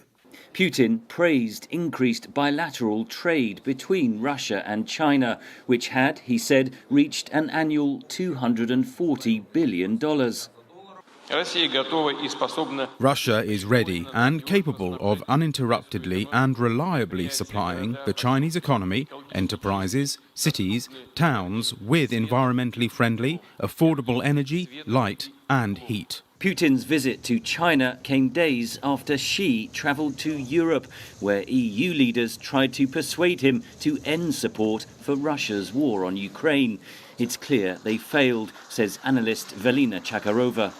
China provides the main lifeline for Russia, but China also practically set the stage for Russia to not get internationally isolated. So Russia officially has announced that it's going into the direction of a long war that it wants to win. And here we see clearly that China is taking the side of Russia.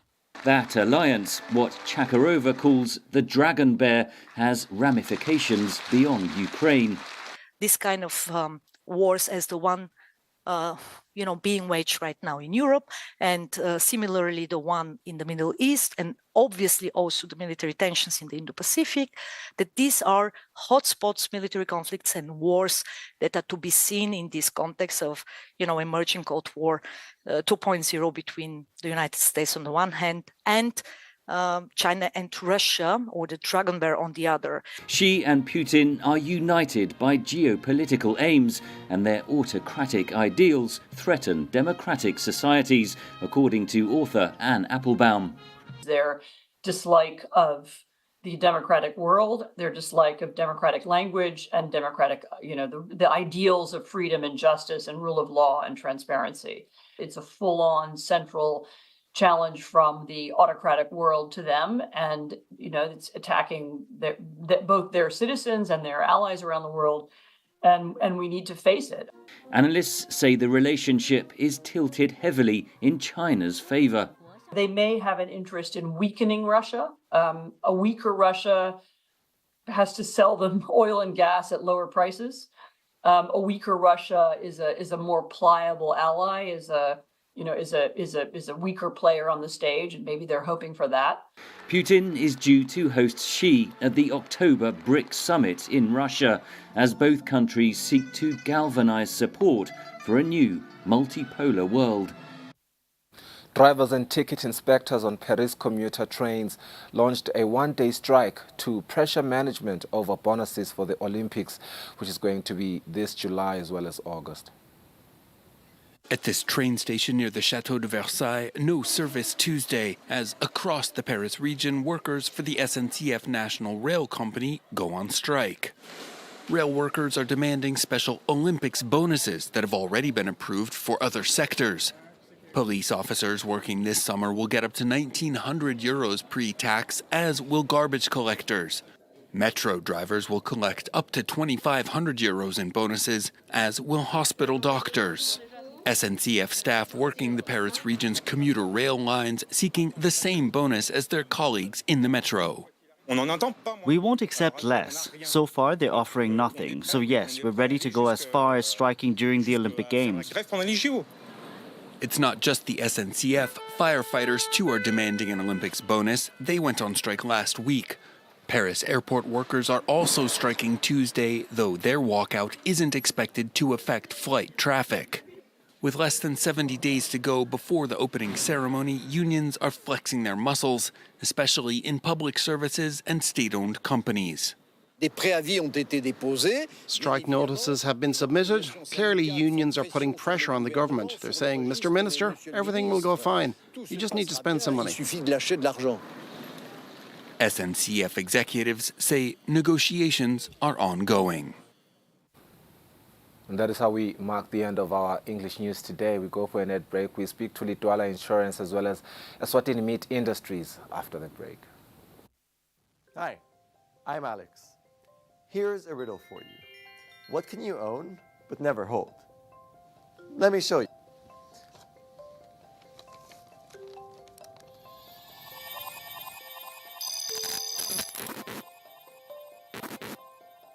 Welcome to cyberspace, home to a lot of the things that we use in our daily lives. Games, videos, and so much of our data.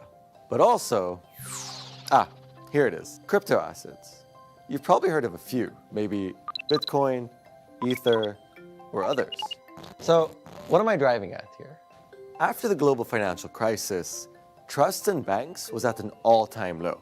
Crypto assets were created as an alternative way to make payments, democratizing and decentralizing finance. Basically taking power away from banks and putting it in the hands of the people. The idea was that they were going to fundamentally change the world of finance with their decentralized ledger technology, the blockchain. So, what's the catch? Without backing assets or central authority, crypto assets seem to be really volatile. That's great if you want to gamble, not so great if you want to pay for something. Because how can you really pay for something with an asset that isn't a stable store of value? Enter the stablecoin, a crypto asset built on the blockchain, but usually with a centralized issuer. While the value of crypto assets like Bitcoin is determined by supply and demand, stablecoins aim to have value by being pegged to another asset in one of two ways. The first is by backing the stablecoin with another asset, like the dollar, the euro, or even a commodity like gold. In theory, keeping a one-to-one parity. But wait a minute, doesn't this go against the founding premise of crypto? Maybe, but it also allows users to stay in the crypto universe without all the volatility. The second way stablecoins try to maintain value is through an algorithm, a formula that automatically raises and lowers the total number of a given asset in response to supply and demand to keep the price at or near par. One danger with stablecoins is market shocks.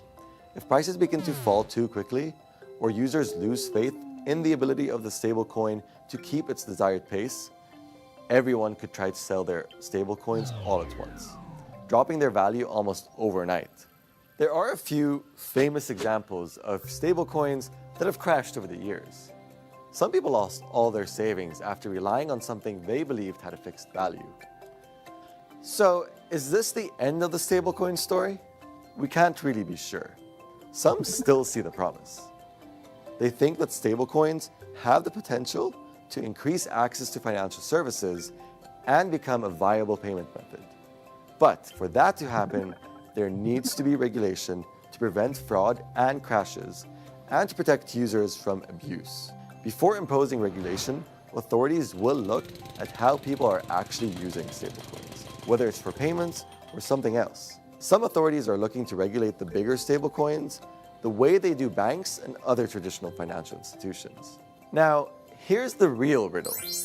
If these stablecoins are regulated like banks, don't they end up becoming the banks that crypto assets were meant to replace?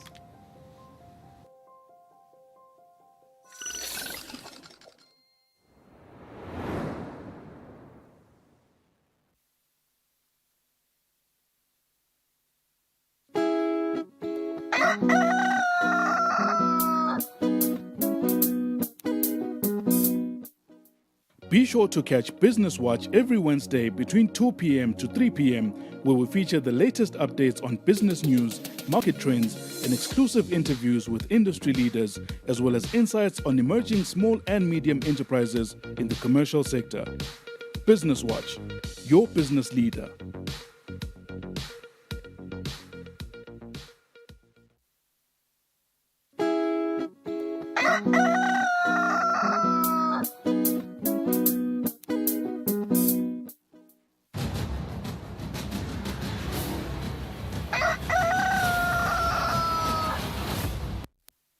Welcome back. Sakuvusela nalo sanza kusivulela as mentioned earlier ukuthi istabe sine bakali Dwala Insurance but okhuluma nge no claim low claim bonus, which is a unique reward program designed to incentivize and also celebrate a commitment to proactive health management. I'm joined by the General Manager Health and Ntokozo Nzabukelwako lokuchazela ukuthi kahle kahle who qualifies for this program nokuthi malini kahle kahle loyitfolako at the end of the year. Very good morning and welcome. Thank you for joining us namhla ekseni. Singangena nje program ngicanga ukuthi mhlambe kusiniketa nje sithombe ukuthi yini kahle kahle lidwala health insurance, yini kahle mhlambe ama benefits ekujoina i-medical aid yini. Ngiyabonga sisi. Good morning to you as well. Siyabonga lethuba. Basically Silidwala Insurance is inkampani yala Eswatini that has been operating for the last 14 years as an insurance company. Sabe seke sakwanza kufanele ukuthi sisakhula ngoba le nkampani yethu yakhula vele sibili. Sesingangena na medical aid, si offerisha ma products aka medical aid. So Salonja Lidwala Health, it's a product under Lidwala Insurance, which is a medical aid product, a fully fledged medical aid product that is operating both la Eswatini nase South Africa. Kulokunye siyakhona nekuchubeka futhi sikukhave kulamanye ama countries la SADC, but primarily nje siyasebenta la Eswatini nabo bonke bodokotela ma pharmacists now onke ma providers nase South Africa. Sine network lenkulu kakhulu that spans over 12,000 providers le fire khathi dibhedlela tonke letinkulu labo Netcare labo Mediclinic South Africa yonke phindze sifake khathi nema specialists onke la khona leswasebenzisako kule live la South Africa nala Eswatini. So Lidwala medical aid is an operational medical aid lekhulako. Sesibonile nje siqale kusebenza nga 2022 nga July. We've just been under 2 years.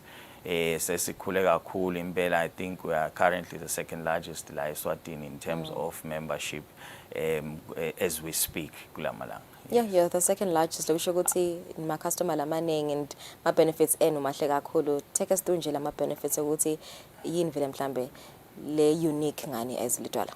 Siyabonga manje. So ngithi kalidwala lesikwendako sendasho ukuthi first and foremost we are providing full medical aid cover for ema members ethu.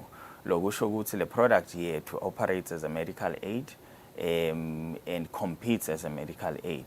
So my products lesinawo asihlanu lahlukene la qale khathi from we cater for all income bands. Lokusho ukuthi noma sizamile kwakha luhlelo lotawona sho ukuthi noma behola kancane noma imali yakho incane siyakhona kuba na something lesikunika yona.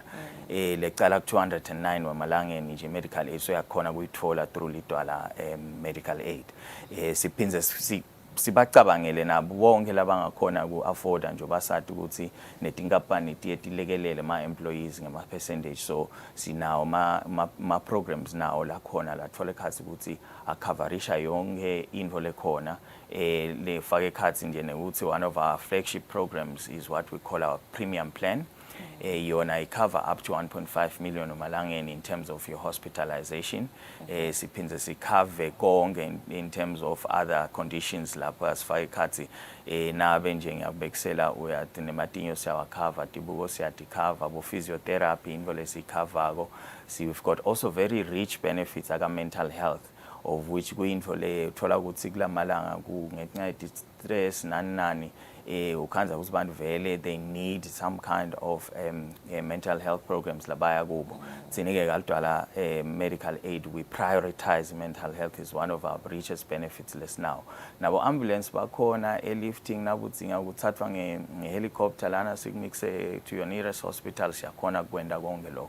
So it's a comprehensive cover lenda show ukuthi nabe ulana kube bede lo hlangana nako lesingakhona ukukusita ngako. Okay, so njengoba ushito ukuthi nicala ku coverage mhlambe ma medical aid lecala from as little as 209 emalangeni. Do you also cater for pensioners like nje bo gogo nabamkhulu aseba over 60 nabo bafuna kuba covered under medical aid yini? Lokuhle ngathi ukuthi nabe unemtali siyamthatha umtali wakho siyamthatha nemtali uthola ukuthi ngimaketana mangibabetala. Siyabafaka bonke la ka medical aid. Only condition lesinayo ngokuthi kufuna babe under wena. and then ama-pensioners laba penshelwe kithi bayakhona ukuchubeka nathi as lo muntu azahambe emhlabeni solal member lethu lakalidwala medical aid. So lokusho ukuthi nabo joina thine so ufika pension uyakhona ukuchubeka nale cover. Okay, so let's talk about le sikutele namhla the no claim low claim bonus kuthi isebenza kanjani yona, who qualifies for it? So no claim low claim bonus is just a bonus that we pay back as little medical aid to our members based on going ukuthi shock to 70 medical aid yakho kancane noma wayisebenzise at all. So lese sikwende ukuthi nase kuphela umnyaka sisibuke ama claims akho alumnyaka lophelile sibuke nema contributions akho nabe kukhona lokusalako between the two siyakhona lo ukuthi 70% sithi bese siyakhona lokuthi kubhadale automatic. Lokuhlukeleke ngathi kubili ukuthi kuyithi no claim bonus awudingi uapplyela kithi nje sivele sikubalele ukuthi nabe siyabona ukuthi uyaqualifya sivele sikubhadale. Kanti kulabanye siye sibone ukuthi bafuna ukuthi bese uya-apply kuthatha isikhathi lesinye isikhathi nayo incwadi certificate kuwe uthola ukuthi vele ibonus yakho awukayitholi kithi uvele uyithole automatically nawe uya-apply. Kwesibili ke lesiye sikukhuthade njenge-medical aid le concerned ngempilo yebantu ukuthi siyefunela ukuthi sine-wellness programs for you to qualify. Siyefunela ukuthi wendele wellness siyendelani ke le wellness sifuna ukuthi kube nanakule sithi early detection ngoba tinto letiningi nabe siyehluleka ukuthi detector early ukhanza ukuthi le treatment so uthola ukuthi noma abe asasibukile ukuthi idulile so uthola ukuthi ayisakusiti wena ngenxa ukuthi sikudetecte late. Simple case in point, cancer. Nabe sikubambe at stage 1 your treatment is highly likely to succeed, but it's at stage 4 it becomes the chances of survival are minimal. So the only way you can do that is that ube nalama wellness ukhone lokuhlala uchecka usheshe uchecke stokhona lokuthi sikhone ukukusida. So sik-attach ke lokho kule no claim bonus because siyathi kusibani bayithanza imali.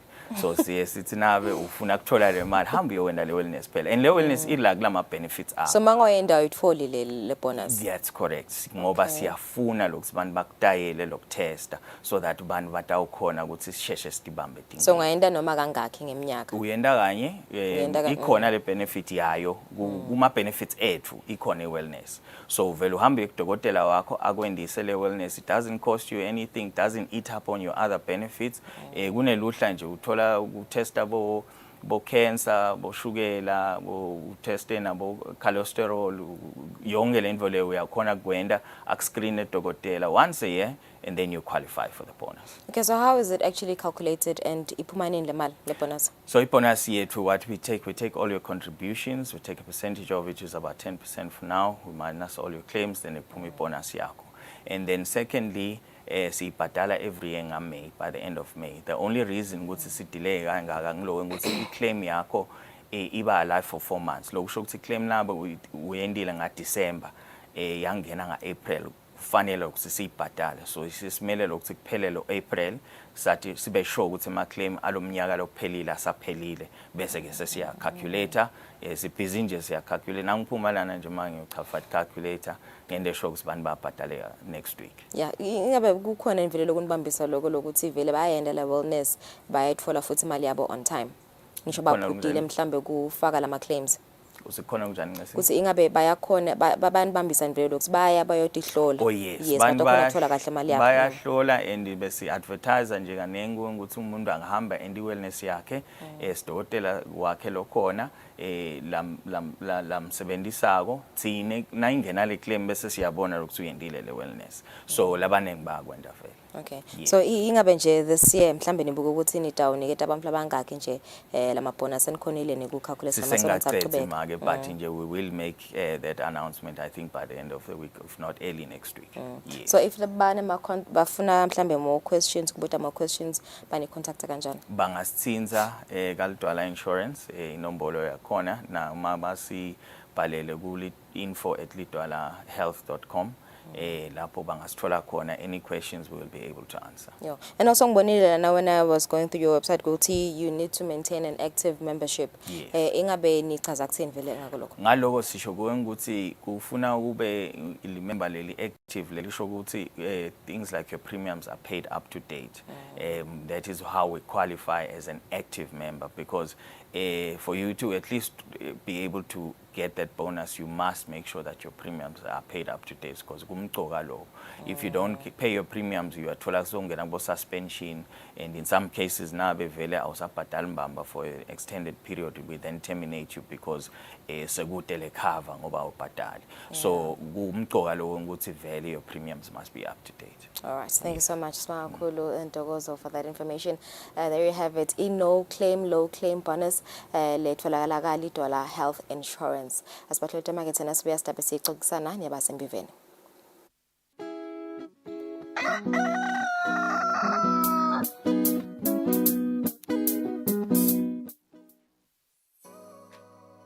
Renewal of TV licenses for 2024 is now open. Here is a quick reminder. A viewer's TV license costs 180 emalangeni per device. Other accessories such as decoders and set-top box cost 50 emalangeni per device. For traders and repairers, TV license costs 300 emalangeni per business area. And now, to pay your TV license, use these following methods. You can use MTN Mobile Money with the number 762222000 or dial *007 *3 *7#, or you can use Eswatini Imali.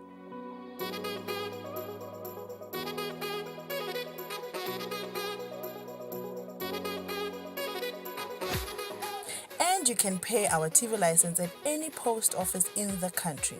Another option is you can use any NetBank branch using our TV license account number 119900430037.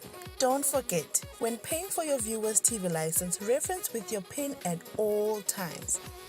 And when paying for a retailer TV license, reference with your TIN at all times. For more information, call us on 7802-4543 or 34050163 or 34020879. And you can send us a WhatsApp message on 762222000. Eswatini National Petroleum Company proudly presents to you the Monday edition of Market View, where business news are reported and analyzed by a cast of experts and correspondents to deliver unrivaled facts and figures from the business world. Catch this edition every Monday at 2 p.m. brought to you by Eswatini National Petroleum Company.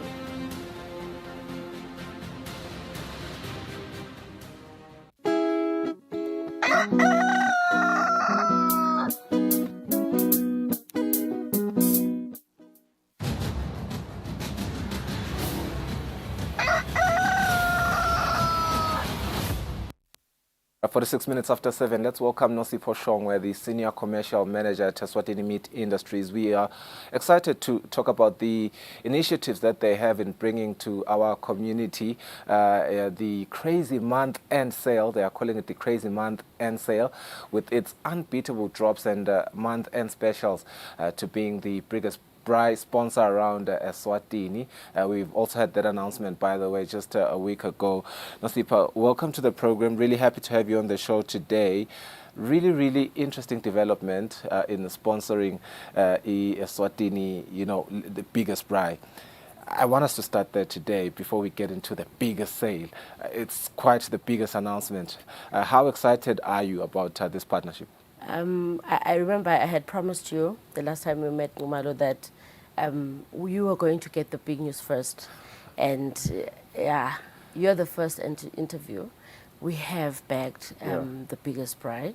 We are the title sponsor. It is now known as Mbiveni Biggest Braai.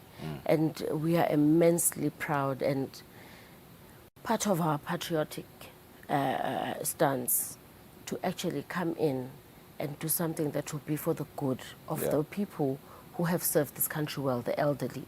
We have put our foot where our mouth is, and we're saying, you know what, we're not going to talk, we're going to do. Yeah. We are showing a physical and financial stance. Let's say, simile nendlovukazi bancebeza hleze lokuhle la kwetago la kwenda kwakwendele bantfu labadzala vele nathi singumbiva sisaqhubeka sisasebenta khona ekhaya eSwatini senda leyo mitamo yokufukusa umnotho siyafuna ukuthuthuka nabo gogo bethu nabo bukhulu bethu labakhona emakhaya noma etindzaweni ehlukahlukene labatsinga lolusito through Philani Maswati charity organization.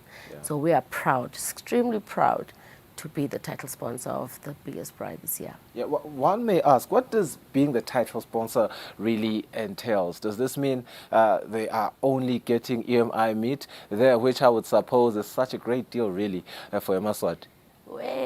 I'm definitely sure you and the whole country would like to know. I am definitely positive that you have received your launch invite. We are launching on the 23rd. We are launching this great initiative, and we are not the only sponsors. There are so many other Eswatini who have really lent a hand, including entities from our own group, Inyatsi Group Holdings. So definitely everything will be unpacked, and the right information givers will give you everything you need to know. But we can confirm, as confirmed by my GM last month, we have come on board. It is true. We are sponsors of the biggest prize this year, hence Mbiveni biggest prize. Wow, really interesting. Congratulations, by the way. Let's talk about the price drop. It just doesn't stop. It doesn't stop, and certainly I'm very much aware that Eswatini are excited about price drops every time, especially in these trying economic times. Mbiveni is saying, we have the price drop for you. Talk to us about it. We are on a drive to encourage Eswatini to move away from the traditional meat that we have been served over the years. It is no secret that for the longest time, if you can remember too, beef has become more like a cuisine, an expensive commodity that you eat in the house. And Eswatini are now being encouraged by Mbiveni, get yourself some good quality beef. We're coming with different cuts. We're actually offering Eswatini strip loins. We're offering them spare ribs. We're offering them brisket and rump at really competitive and affordable pricing. And like I said the last time I came through for the program, if you can find a store in this country that takes the stringent hygiene and health safety standards that we do, and can offer you a really cheap or affordable product that is less expensive than what I offer, I promise you I will give you your money back. Right. So that is the premise we're coming from. We've lowered our prices even further. We've gone and we've said, Eswatini, it's month end, and this is a crazy time. This is a time when we want to fill up our fridges. We want to make sure that we have enough food for our children. It's back to school frenzy. We're saying let's not be part of the reason you are stressed in your office desk. Yeah. Our prices have gone even lower. If I can tell you now, our stewing beef was 89. You'd be surprised. Well, we're looking at 83 now. Wow. Our strip loin has gone really down. The one thing you need to do is just find yourself one of our stores anywhere in the country. We're located in Imbaban, just at the corner of Umsagatweni and Seliwe Street. You will find us there. Beautiful blue and white building. You'll find us in Hlangano, near Wewell. You'll find us in Manzini at the President Center, next to KFC. You're going to find us even at the bus rank in Manzini. It used to be called Downtown. That is us. That is Mbiveni quality meat, you can be assured.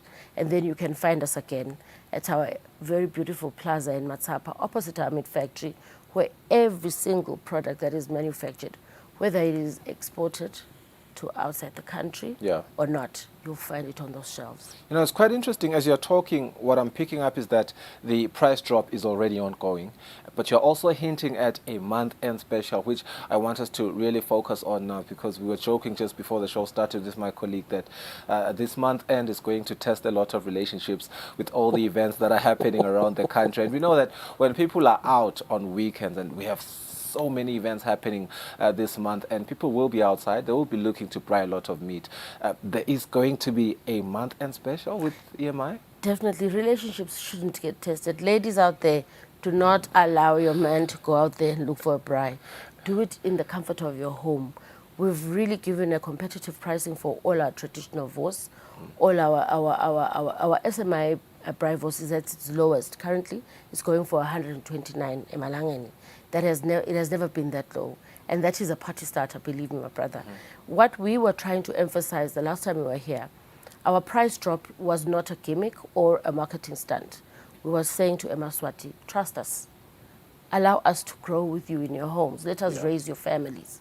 We are offering you meat, premium meat cuts at competitive pricing. Wow. So now this is our month-end special.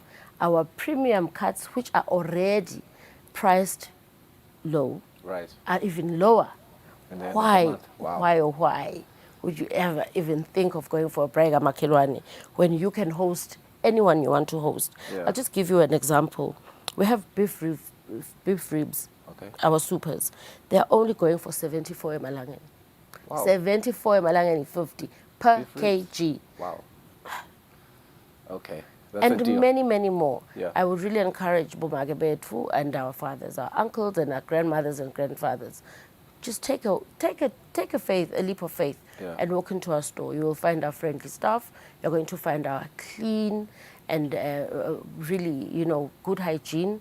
You're going to have a beautiful, beautiful shopping experience. Yeah. We've just set the ambience just right to make you not be unhappy when you step out with a trolley full of meat. Yeah.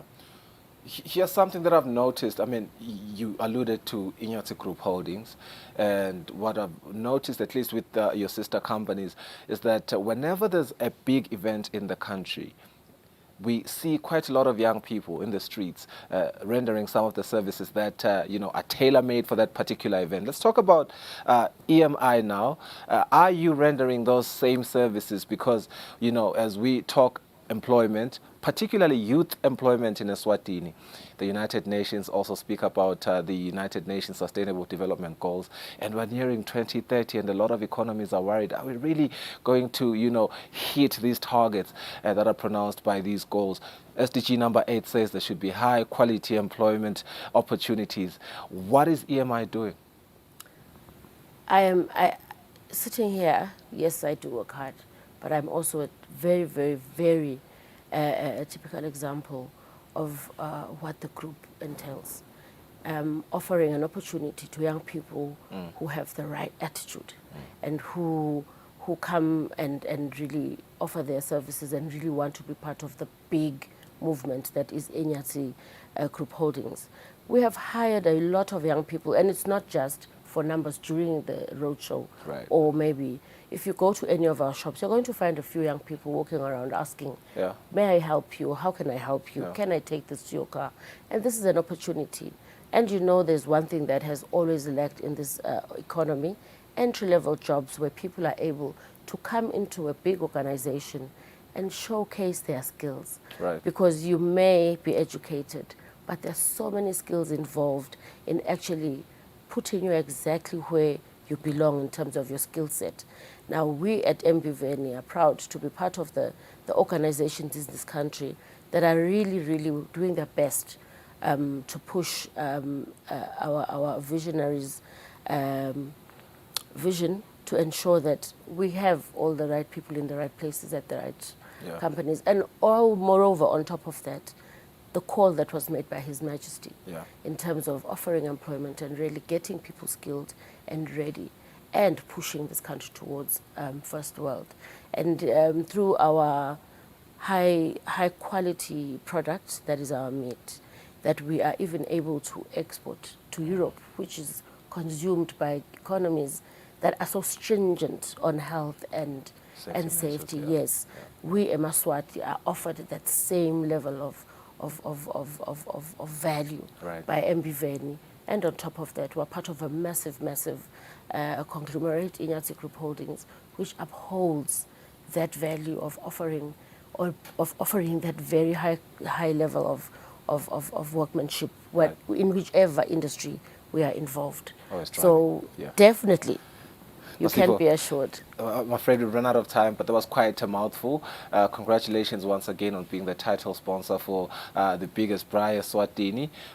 Great job employing youth of Eswatini. Entry jobs are very, very critical, but I like what you said. With the right attitude, you do get offered these jobs, and you can thrive and become a workforce yourself and become somebody who is renowned in years and years to come. Thank you so much for staying with us. Let's go for a net break. We close the show shortly.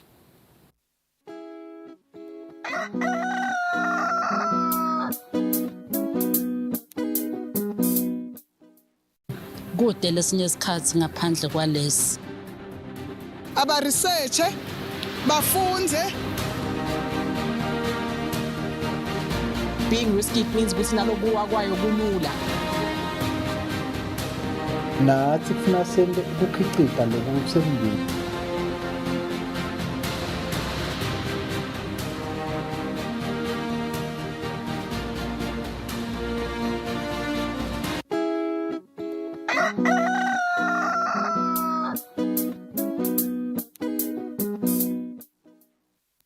It's 2 minutes before 8 o'clock. We've come to the end of our program, Lomhlex, and I thank you for joining us. Worry not, you can still watch this episode of Kusile on our YouTube page. Have a beautiful day. Indeed.